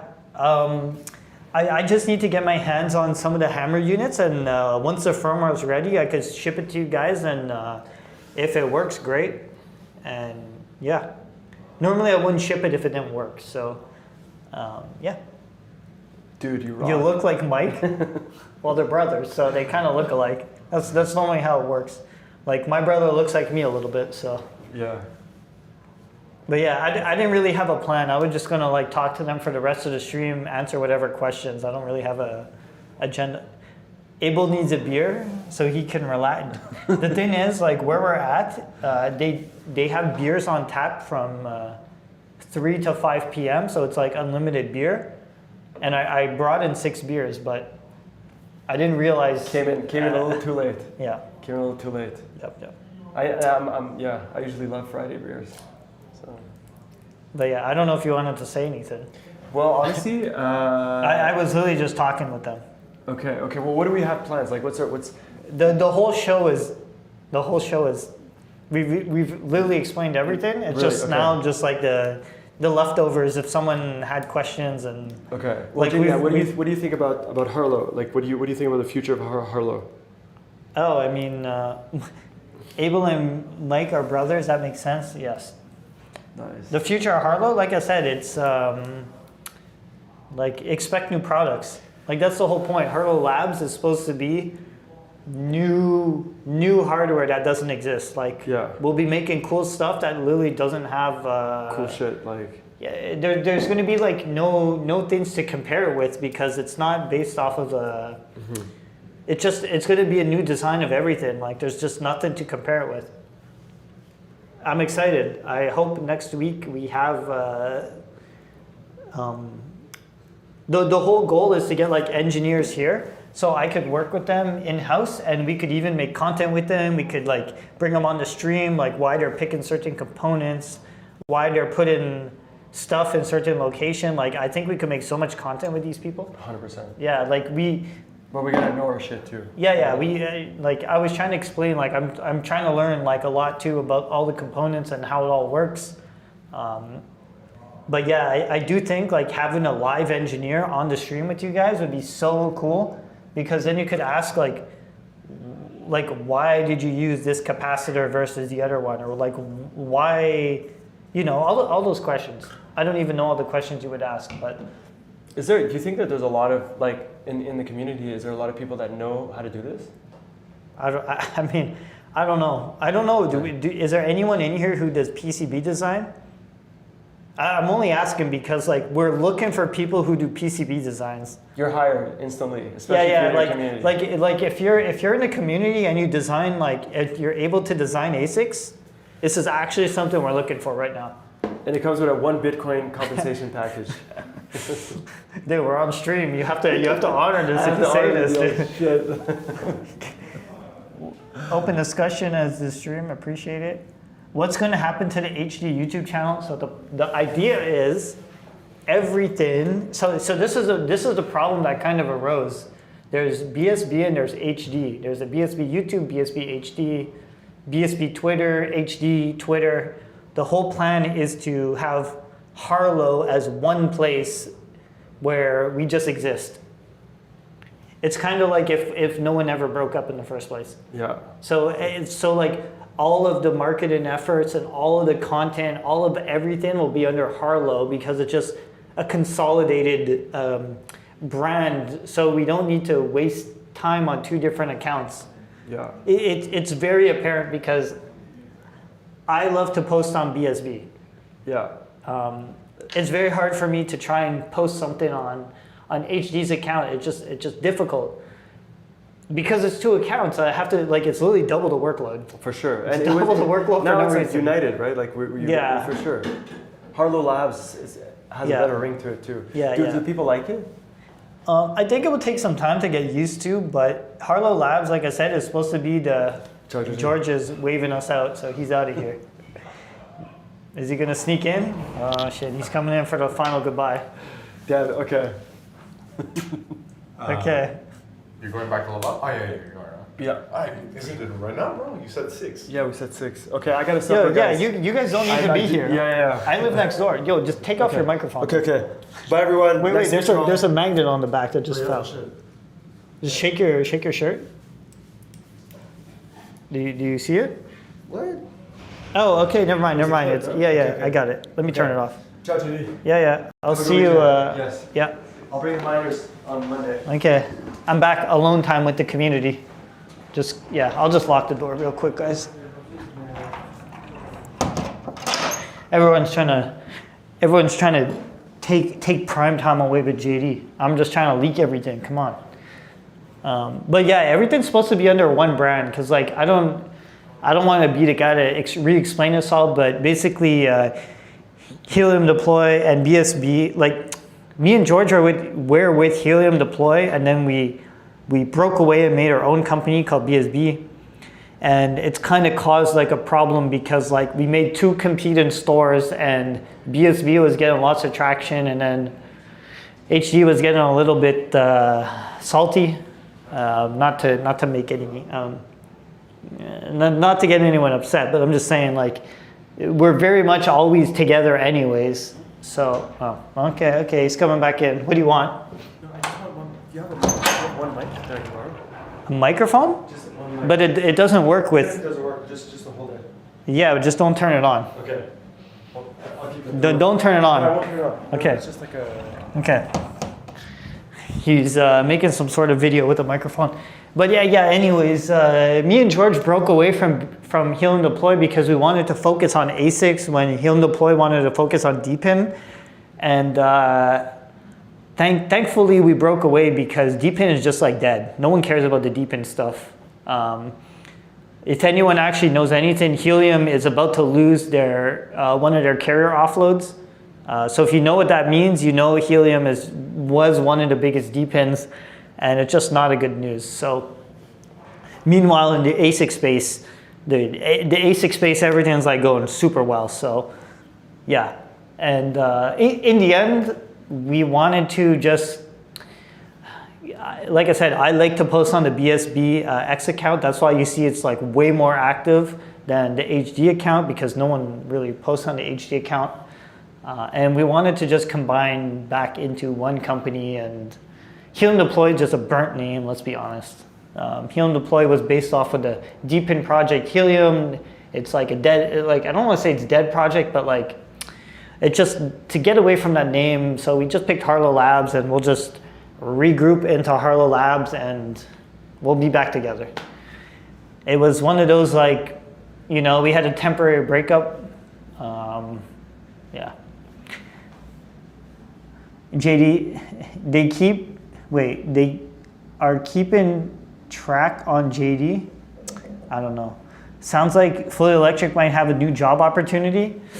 Yeah, I'm saying that we are actively looking for engineers. So if we have PCB engineers, 100% reach out to me. Like, just message me on Discord. Like, I found a couple on GitHub who design like ASIC machines. So if you are able to make ASIC machine, like if you could design ASIC PCBs, or maybe like you've designed video cards or something kind of in the nature where you got to deal with like thermals, please.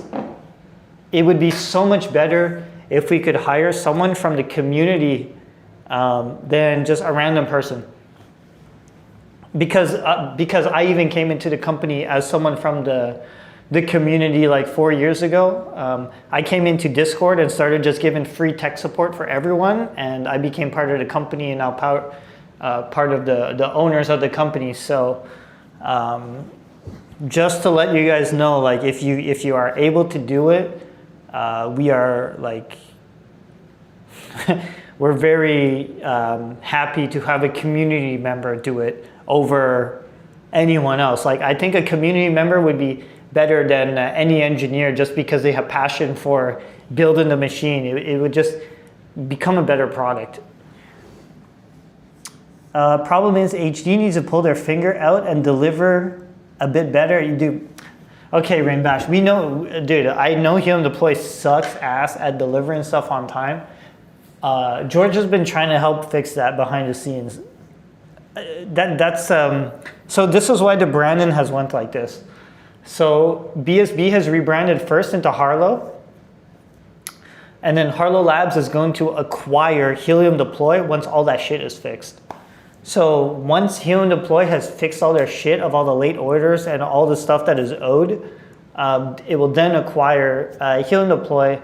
So it's just like everything should be cleared, and then we could do a fresh start. And there's no way we would let that stuff happen again, because the second myself and George left Helium Deploy, it spun into a support nightmare. Like, because me and George were the only ones who were taking care of really logistics and support.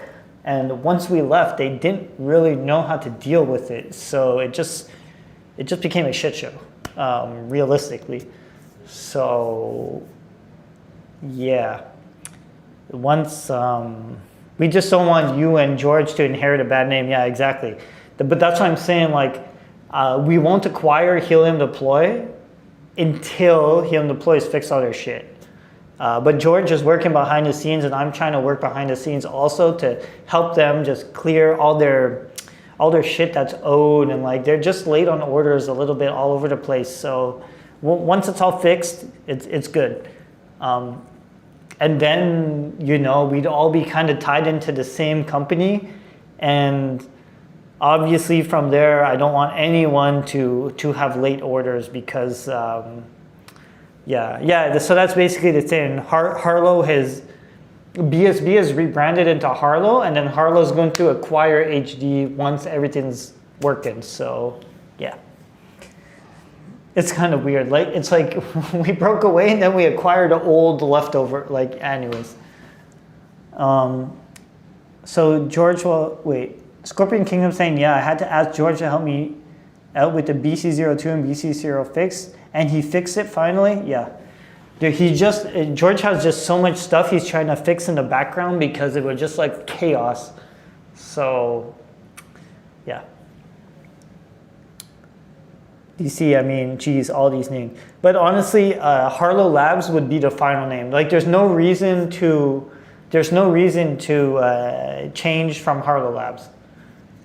Harlow Labs should be our final name, and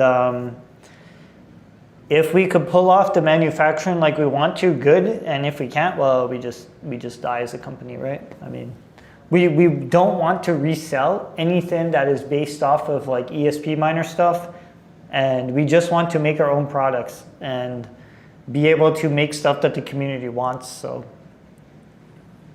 yeah, that's at least like what I'm doing, because I'm very involved with the engineers and very involved with the product development. And I'm very involved with the community. If you see, I just chill in the Discord voice channel, I chill in here. I just want to gather all the ideas that people want and then turn them into a product.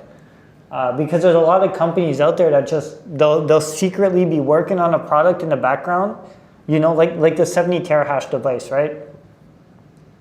George was saying that thing's gonna be $1,100 for 1,400 watts, but for like $200 more, you get an Avalon Q. Like, I guarantee that Avalon Q is gonna be a better value. So it's just like that. Magic Miner is a company, or Punkash or Magic Miner, I'm not sure which one of them did it, but one of those companies have spent all this time making a 70 terahash unit. They didn't ask anybody in the community to validate if anyone even wanted to spend this much money on this. And now that we know the price of what it's worth, like, dude, $1,100 for 70 terahash, I don't think it's gonna sell well. So I hope the HC staff will take a chance to listen to community and learn how to deliver on time. Dude, I'm trying to bust their ass all the time about that. Like, trust me, I give them shit every single day. I'm like, dude, you guys have literally the worst reputation in the market for delivering stuff late. Like, you guys don't understand how much times I bitch at them. I'm like, guys, everybody knows Helium Deploy sucks at shipping. Like, trust me. I try and like tell them every day, like, you guys suck at shipping. Like, it's so bad. Yeah, it's just, George is trying to help them fix it. So I do have more hope that it will be resolved. Well, trust me, guys. I know. I admit, Helium Deploy sucks at shipping. We know this. Even when I was working with Helium Deploy for like 3 years, trust me, I know Helium Deploy is bad at shipping. We're good at, like, Helium Deploy is good at everything else but shipping. They get all the deals. They get all the, like, in the deep in the world, they would get all the exclusive deals where you could only buy the units. Everything really, like, would happen through Helium Deploy, but man, the shipping sucks. Like, it just, yeah. Sounds like you're phoenixing. I don't know what that is. Techman's asking, put the product in a box. Why does it take so much time? So, okay, I could explain why the shipping sucks. It's because Helium Deploy will like, this is a BSB a Nerd QX, right? Let's say the manufacturer said, oh, this will be delivered September 1st. Helium Deploy might go make a pre-sale for it and say it will deliver September 1st. Then a manufacturing problem happens, right? Like, normally what happens is the manufacturers promise us a date and then they push it back, like, oh, we couldn't get the boxes in time, and then it's like pushed back to September 15th. So now Helium Deploy is stuck into this little spot where, like, they were told a certain date from the manufacturer and then the manufacturer pushed it back, and then, like, there's nothing you could really do. You can't just tell the customers, oh, the manufacturer screwed us over, because Helium Deploy is kind of the one who took the money. But what realistically should have happened was, if this unit was supposed to be finished on September 1st, Helium Deploy should say this will ship September 15th, just to give like 2 weeks of buffer. If something goes wrong, at least there's 2 weeks of time to kind of like fix it. Because every time you deal with the manufacturer in China, like, something inherently gets delayed. And that's kind of the problem.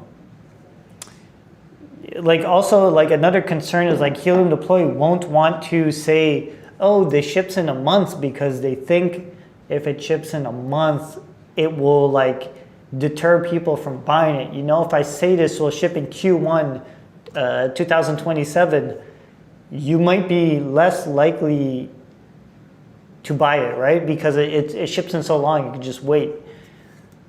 So they're kind of stuck in this weird world of waiting for the manufacturers to finish the production. Yeah, and a lot of other companies, for example, like Solo Satoshi is a good example. They will make it go for sale once they have it in their warehouse in the US. So it delivers on time right away. It's just a different way of doing stuff.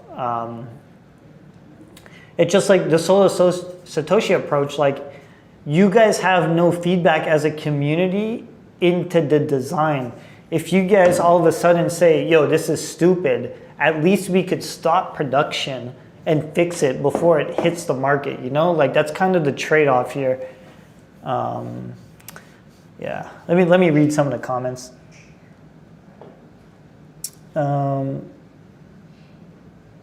Okay, let's see, hold on. Ray York, drop shipping from China, you guys would be a disaster in my opinion. But that's pretty much what happens though. Like the units come from China and then go to a US warehouse and then distribute to the company, to you guys. It's kind of like that already. Don't sell till you have it in the warehouse. Yeah, that's what I try. That's my approach. That was the whole point of BSB. We wouldn't sell anything until it's in the warehouse. But yeah, that's, dude, I cry about it all the time. It doesn't seem like it's gonna work. But hopefully this time we will not sell it until it's in the warehouse. You have to understand our perspective too. If we want to create a brand new unit, let's say like a 40 terahash unit that's this big, the problem is like we need to put a big deposit with the manufacturer to start producing it. So what they like to do is do a pre-order or a pre-sale, right? So you could collect the money to give it to the manufacturer to prove that there's like demand in the market and then manufacture it. Because if only 2 people decide to buy the pre-order, we know it's like a waste of time to even make it because no one wants it. So it's kind of like, it's a weird concept, but it's very like Kickstarter, right? Like production doesn't happen until it's validated. And honestly, I think that's why, this might be why Helium Deploy and stuff have survived so long, because a lot of other manufacturers have, you know, like the Solo Satoshi unit, for example, maybe they made 500 of these. So now they have to sell 500, you know? Helium Deploy kind of does the approach where, hey, 200 people have did a pre-order. Maybe we should order 300. So we're not, you know, stressed to sell too much more extra stock. If that makes any sense to you guys. I'm like 6 beers, not 6 beers in, but you know what I am. Been drinking this whole stream. And honestly, wait. Would you guys like to come on the stream? Like not right now, but I'm just saying, I think for the next stream, if I'm able to invite people from the audience to come talk on stream, would that be something anyone cares about? Because I feel like talking in the chat is one thing, but if you guys could come up and your voice is like on the stream and you could talk to us real time, is that something you guys would like?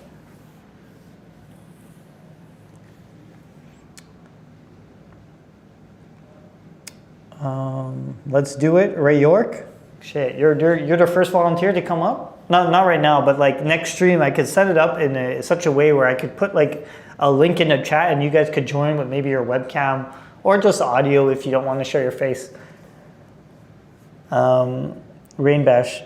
No, your voice and stuff, we're thinking we all appreciate that. Okay. But trust me, guys, I give all the Helium Deploy guys the biggest shit all the time about the late delays on shipments. It's to the point where like I don't know if you guys noticed, but even Solo Satoshi calls them like dropship deploy because everything drop ships from China kind of. Yeah, that's become like a marketing tactic against Helium Deploy. It's just dropship deploy. It's so funny to me. But it is what it is. I mean, it's just, we'll have to get better at doing shipping stuff under the Harlow brand. And yeah, me and George are gonna try really hard to make sure that this stuff doesn't happen. I personally enjoy chatting now. I'm a streamer since 10 years, but I enjoy chatting nowadays, one day maybe. Okay. Yeah, I don't mind. Like, I have nothing to do, so I'm literally just here with you guys to explain everything that's going behind the scenes. I'm trying to think what else is like secret that's going on behind this.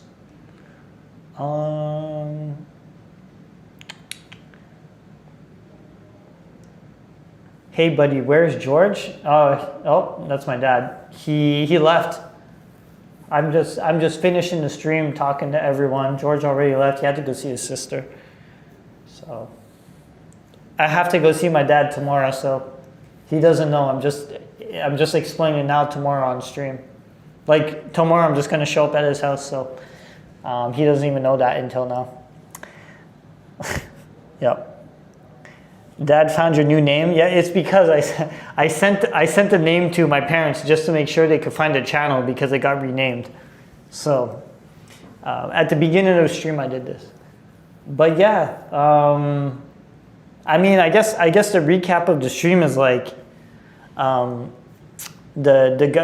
guy from Public Pool, Benjamin Wilson, an ESP miner contributor, has dropped the legal demand letter, like they gave up, which is good. We are looking into building the Blake miners. The B30 should be here on Monday, but sometimes next week. Let's see what else. We got the new firmware coming out, so I'm working really hard to make sure the firmware is going to come out like very quick. Because there was a lot of like positive engagement. Wait, Hikvision, any new money making schemes? No, not really. No. For those, oops, sorry, I just hit the mic. But for those who don't know, I like to buy like physical gold and silver. Maybe Hikvision knows this from somewhere.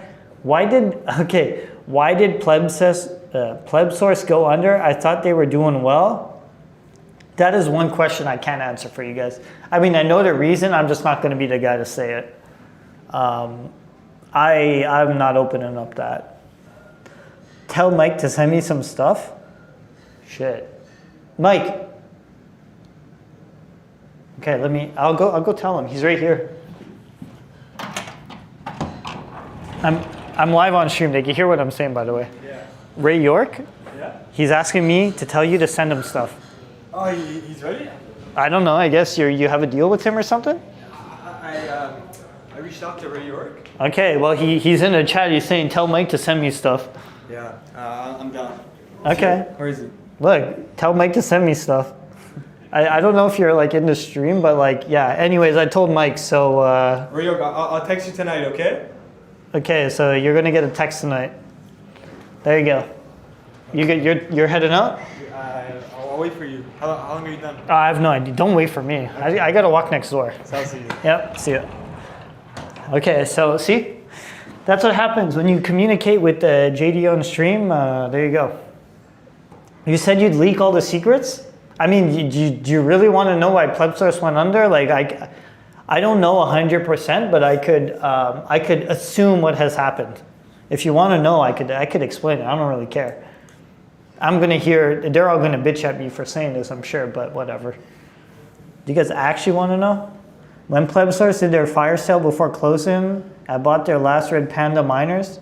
JD making shit happen? Yeah, I know. That's normally it because I just go approach people right away. Can Mike send me stuff too? Okay. I could explain why I think, like I don't know exact reason why it went under, but I could explain what I think happened. So basically our classic helium deploy move, I think they said they would sell like 500 units of like the DC-02 or the DC-04 or something, whatever. So they committed for like 500 units and then, okay. Oh, okay, thanks. Okay, Abel was just returning the microphone. I'm like, everyone's against me on this story. But basically, from what I understand that has happened is PlebSource was the exclusive distributor of the Hammer units, which, nothing against PlebSource, but like Hammer sold them to Pleb Source, which sold them to all the other people. So everyone was being middleman, kind of like Pleb Source, which was like a 5D chess move. And I think Helium Deploy has said, because I don't normally get involved in deals because I really don't care about all that stuff, but I think Helium Deploy said, oh, we could sell 500 units of your DC02 or 500 units of your DC04 or 6, whatever unit. And then they couldn't do it. Like they only sold like, let's say 100 units or something, so they couldn't do it. And I think Pleb Source might have made some sort of commitment to Hammer, and then everything just fell apart, I think, from there. So basically, I think it was a Helium Deploy fault. Like Helium Deploy said that they could move so many units, so I think Pleb Source must have relayed that to Hammer, and I think they just got caught in the middle of this shitstorm, and I think it just kind of fucked up from there. If that makes sense. I don't know the exact thing that happened, but I imagine it was because of that. But yeah, that's kind of like my guess of what has happened. I don't actually know because, like I said, I purposely don't go into chats to deal with the deals. Over leveraged, yeah, that might have been what happened, right? Because I know Helium Deploy. I know how they say, oh, we're going to move 1,000 units of this unit, and then they'll move like not 1,000, right? I know how it works. I've seen it a lot of times. In one of your factory visits, they had a ton of Pleb Source boxes. Yeah, that's because we visited Hammer, and Hammer was manufacturing for Pleb Source, which was reselling the Hammer units. So in the beginning, like Helium Deploy started pushing the DC02, which was the first script home miner that was really affordable for people. And we were buying it from Marshall, which was Pleb Source, which Marshall was buying it from Hammer, which was the actual company. So you could see where the kind of the problem comes, right? Like they were middlemen from the beginning. Had Helium Deploy had contact directly with Hammer, it might have went different, right? Because now there's not someone in the middle feeding off of the fees and all the profit, if that makes sense, right? So the thing that we learned is you cannot be middleman in this industry. The second you're middleman, you get screwed. Like it's just a really bad approach to get middleman. It just I think we didn't know better at the time. Like we assumed Pleb Source was making the units. We didn't know. Like we thought Hammer was Pleb Source, but it was just like a mistake on our end. We just learned, right? Like, but yeah, eventually I think like I don't know the exact reason why Pleb Source obviously closed down, but like honestly, we spoke to Marshall the other day because I'm going to be transparent with you guys. Marshall is the guy who kind of made me start to post about the Blake stuff because he posted on GitHub maybe, I don't know what it's called, a pull request or something for the Blake algorithm for the ESP miner code. And then the ESP miner people said like, you know, fuck off, like we don't want this shit. So they're just too tied up in the Bitcoin world. And, you know, I was thinking, I'm like, man, Marshall put all this work into it. Like, why, like, just because ESP miner doesn't want it, why can't we just build the units? Because he kind of like posted the instructions, how the chips talk to the ESP32, let's say. It's not really that, but like, he basically made the instructions so we could know how the new Blake chips work. So that will that will let you be able to build Blake home miners.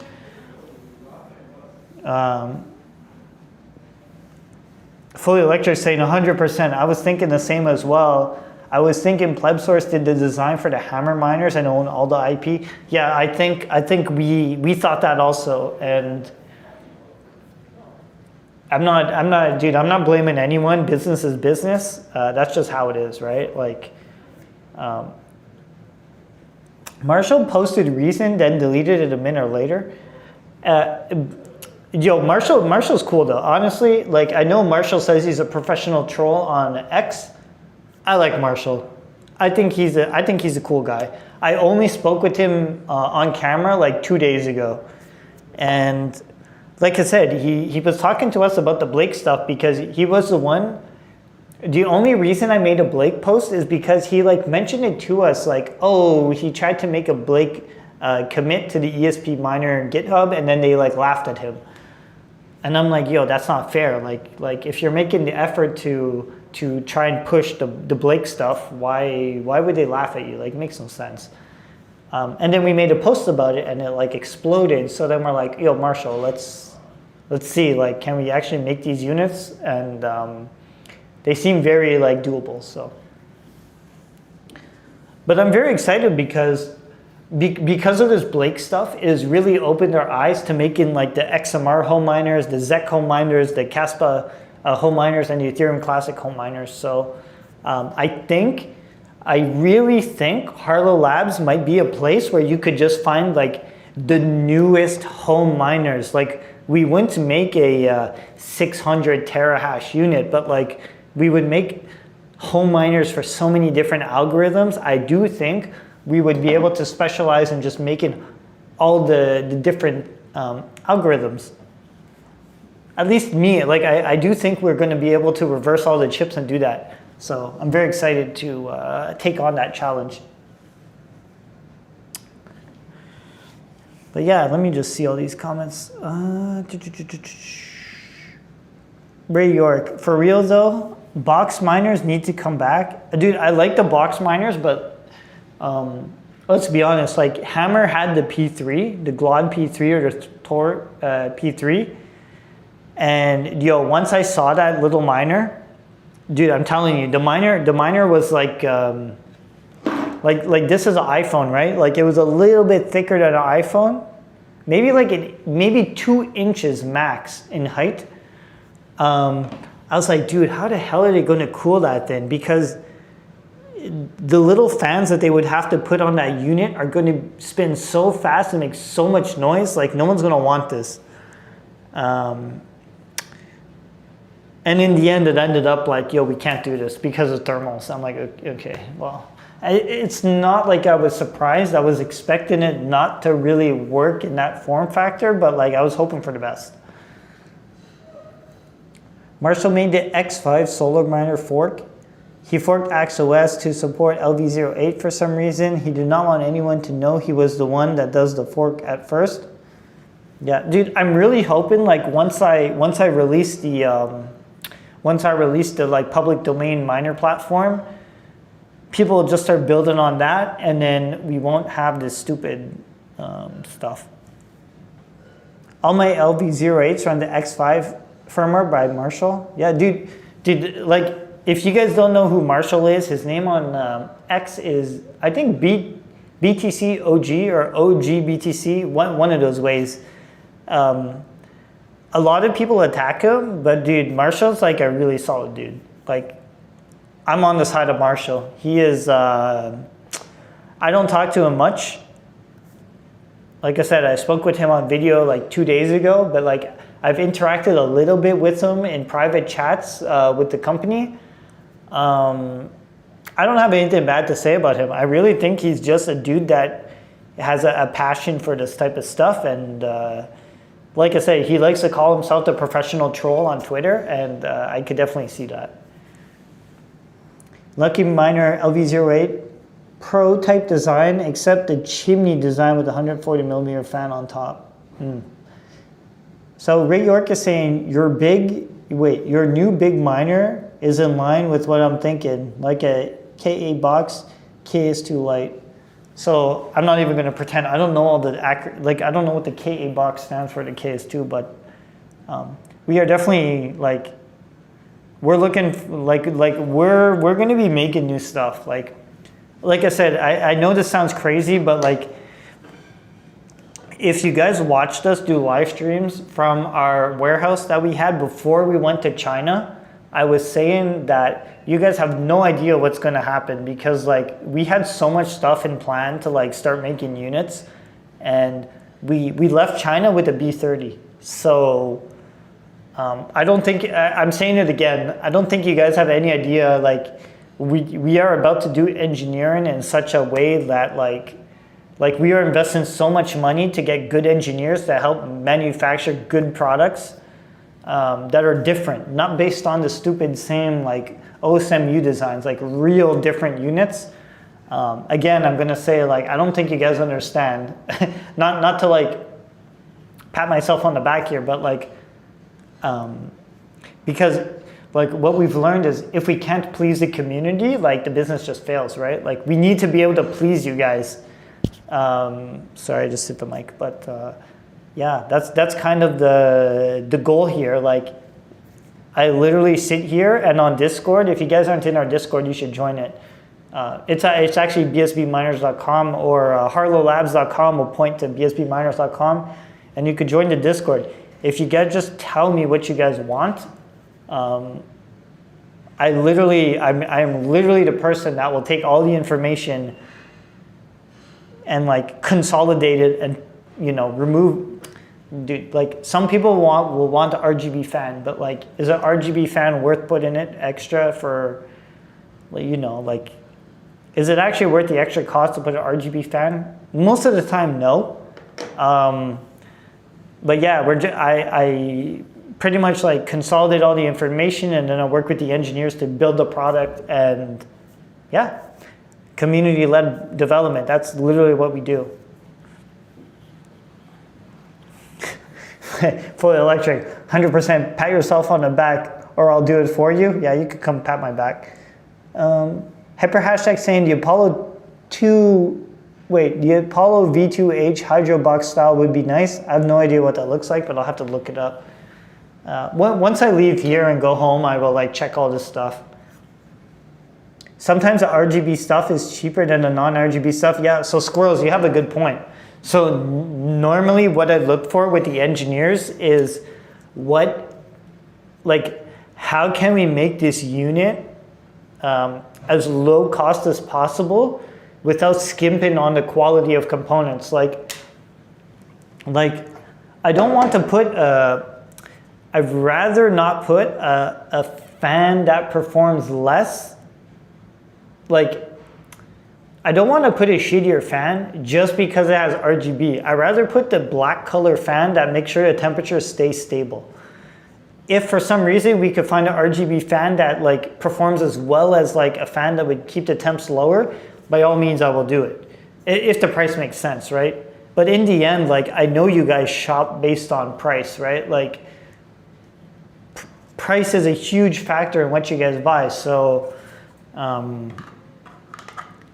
yeah, it's just like if an RGB fan's $40 and a black one's $5, obviously I'm not going for the RGB fan. Like it makes no sense. Hobbyist miner loves RGB. I turn all of mine off. Yeah, need to pass the wife test. Yeah. Yeah. I know Crooked Mailman loves his RGB stuff. Cheap as possible just to stick a bigger heatsink on an S21 board in a nice production case. Yeah. So I should just, I don't want to leak anything, but like I'll just let you guys know. The Blake 2B miners, there's a company already, I'm not going to name them. You guys could probably pinpoint them down from what I'm going to say, but they're already working on 3D printed cases like the, I always pronounce his name wrong, but there's something called like the Eurolatcher. That's like a Bitcoin thing where you could put the S19 board into a 3D printed case. There's already a company working on making a 3D printed like kind of case that will fit the Blake 2B hash boards. So it's something like I know that's on the horizon and it's going to be coming out soon. But I don't exactly know which vendor is going to sell it. But I know who's like making all the parts. I just don't know where it's going to pop up. RGB is great during the day and off at night. Oh, so one other feature, like I know I mentioned this before in some other videos, but I want to put a PRI sensor on the miners and audio notifications, because I think it's just like, why not have audio notifications on the miner? And like let me just pitch this to you guys right now, because like you guys will tell me if this is stupid or not, but The whole reason I want to put a PRI sensor on the miner, and for those who don't know what it is, it's the, it looks like a little half golf ball. It looks like a little, like it's a motion detector. The only reason I want to put the motion detector on the miner, because it costs like 10 cents or 20 cents extra, it doesn't cost a lot, is because if you have this miner in your home, and you know, when you leave the room, it could detect that it could detect that there's no motion in the room, so it could turn off the screen to save some power. And then when you, or here, let me explain a little better. When you're in the room, the motion detector will know that you're in the room, so it keeps the screen on, and maybe it lowers the fan speed a little bit, so it's like not as noisy. And then when you leave the room, it will turn the screen off because you don't need it anymore. You're not in the room, you can't see it. And then we'll ramp up the fan speed because you don't care about the noise, right? So it could focus on cooling. So that's kind of like one option. And the other option I was thinking was, if for some reason you're on vacation, let's say, I know this is so stupid and far-fetched, but you'll understand.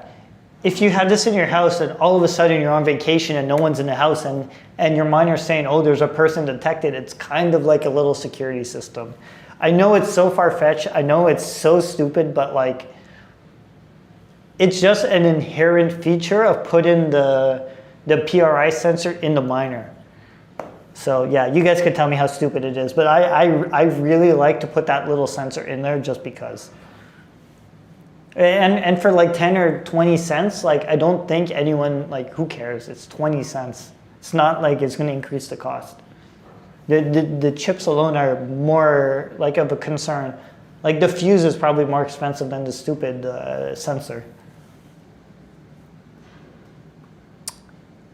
Presence sensor on the motherboard of the beast sounds more clever. Yeah, we could do that too.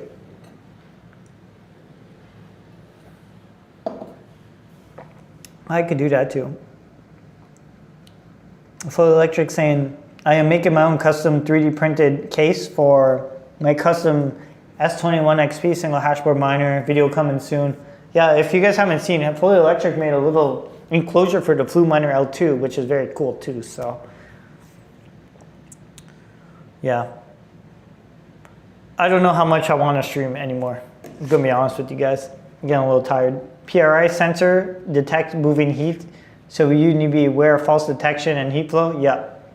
Also, just so you guys know, the ESP chip in here could also detect movement, kind of like it could analyze the radio waves bouncing around. But the problem is like, it throws false detections all the time because I was using it to detect human presence in a room, but sometimes like if you turn on like a microwave or like a radio, or like you walk by with a cell phone, which I guess counts as a human, right? But it detects a lot of false triggers, so yeah. They will, oh my God, a hyper hashtag. Yeah, they will say you're trying to spin. So we're not, okay. Hyper hashtag saying they will try and, wait, they will spin it to say you are using it to spy on people buying your miners. Dude, 100% that would be the campaign against us. Harlow miners could spy on you. It's just like a heat signature. It's not like we put a microphone on it. Like I'm sure there's some sort of use case to having a microphone on it, but I would never put a microphone on a miner because I feel like that's such a bad idea. Like having a microphone always on, just listening for like, so you could talk to it. I don't know. Room temperature sensor is what we need so we could tune down during the hot summer days. If you guys wanted a room temperature, that's easy. I could ask for that. They're not too expensive.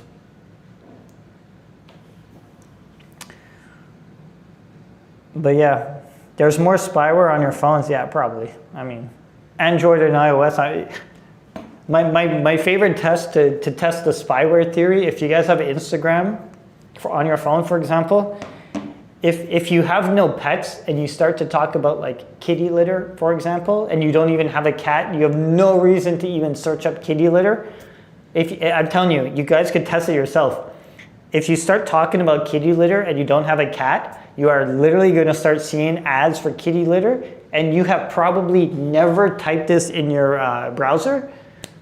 And that's just like the most easiest way to prove that they are listening with the microphone. Like now I'm going to start getting kitty litter ads. Like I've done it so many times to people and they're like, what the fuck? Like how does this work? I'm like, what do you mean? They listen with the microphone and just deliver the ads like that.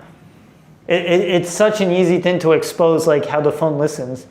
And if you have a cat, just talk about like dog food or like some animal that you don't have, for example, you will start to see ads on it. So very easy to expose who listens. Very easy. It's my favorite, honestly. Like people like say the phones don't listen to you. I'm like, dude, what the hell? Like, I'll talk about like something random and I have an ad for it like 20 minutes later. Facebook does the same shit. Yeah, I know. Meta is really bad at it. They always do this. It works at Facebook too. 100%. The next day I was talking about a horse bite on stream, and the next day I got the ads. Yeah, yeah, dude. Meta is really bad at it. They just love to listen to us. Yeah. But look, guys. I mean, I'm kind of getting tired. I'm like 4 beers in because I had more beers before I started streaming. But yeah, I think I'm gonna end it. JD, did you get a cat? I don't have a cat. I don't have, oh, that's my dad asking. I don't have any cats. I can't even keep pets in my building. But yeah, I have to call my dad after this because I think I'm gonna go visit tomorrow. So, what are you drinking? So the place, because we're at WeWork, it's like a co-working space, and this is like a pilot program in Canada, and they have beer on tap. So from 3 p.m. to 5 p.m. you could get like unlimited beer. So we just go fill up a bunch of beer cups, and then we bring them to the stream on Freaky Friday, and then we just drink a bunch of beer and just talk with you guys. I don't know what the beer is because it comes out of a tap, but it's, I don't know, it's like, I have no way to describe what it is. It's just something sweet. Call of Dookie walk time. I don't know what you mean by that. But yeah, I don't think I have anything other to talk about. Yeah, if you guys aren't in our Discord, I highly recommend joining the Discord because I just sit in the WeWork in Seattle's are sweet. Yeah, dude, when I was in China, the WeWork in China is so shitty. Cause like in China, you can't make a lot of noise, and they all look at you, and they all like sleep during their lunch break. Like literally everyone like sleeps. Like they put your head on the table and they sleep, or with covers on their face. So for like American kind of people to go over there and make noise during lunch is not a good thing. What was I gonna say? Oh yeah, if you guys are in Discord, I guess at some point I'm going to start sharing the firmware to the mining platform from Harlow.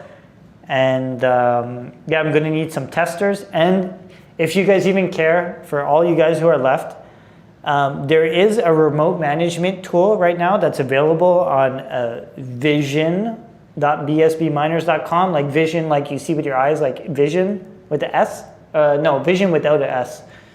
And if you have an ESP miner, if you have an ESP32S3, you could flash it on there. And then it will let you have remote access to your miners on the network. So you could like manage them when you're away from home.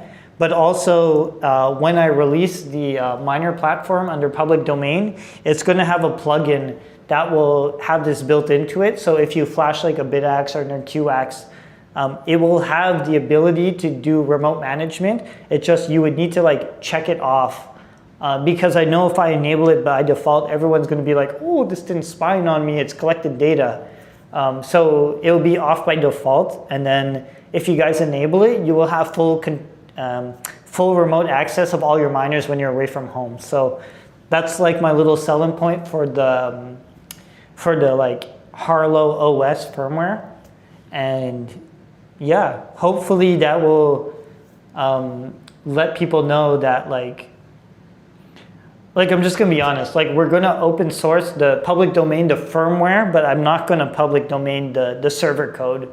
But you will be able to see how from the public domain code that it could interact with your network. So it should be good on that part. Scorpion Kingdom's saying my dad should probably a Harlow B30. Oh, my dad's asking, talk about my Christmas gift. You're getting me 111. I think my dad wants a crypto miner for Christmas, potentially. I'm not sure what he's asking, but great show, JD. See you on the next one. Have a great weekend. Yeah, I gotta eventually leave here. But lucky for you guys don't understand. I literally live like not even a minute away, so I just need to like pack up my bag and walk home. So we're in the middle of downtown. It's very convenient for me. That's why I'm still here. But yeah, let me just post a link. I just want 0 dev fees on my Antminer firmware. Yo, does Antminer have dev fees? That's horrible. But yeah. Look guys, I think I'm gonna call it a stream. I don't even know how long I was streaming for, but is there a way to check? It was pretty long. 6, 7, yeah. It's been a long time. Just joined your Discord, yeah. Yeah, if you go to bsbminers.com and just click join community, you'll be able to join our Discord and yeah, there I gather like all the feedback, what you guys want. So yeah, I think I'm just gonna call it a day and yeah, I got a lollipop I'm gonna eat and third-party stuff does not stock good stream. Yeah. Anyways, I'm gonna go home. I'm gonna take a shower, and I guess I will see you guys on next Friday. So, good night, JD, and good night, guys. Yeah. So look, guys, my finger's on end stream. So I appreciate all you guys who tuned in, and I know I got ditched, and then Abel came in, and then I just took over. But I'm very used to doing these streams. I used to do them every Thursday all by myself, so I'm kind of used to just talking with people. But yeah. Peace, JD. Have a good night. Put on the robe. Yeah, exactly. Once I get home, I'm taking a shower and the robe's going on. Thanks for all the updates. Yes. Fully Electric, I assume he posted a Discord link to our server, but yeah. You guys might find me just chilling in the voice chat. I just do that all the time too, so you guys could talk to me. One-on-one if you want, I'm in there. But yeah, look guys, I'm into the stream, so I will see you guys next Friday, and have a good night and rest of your weekend.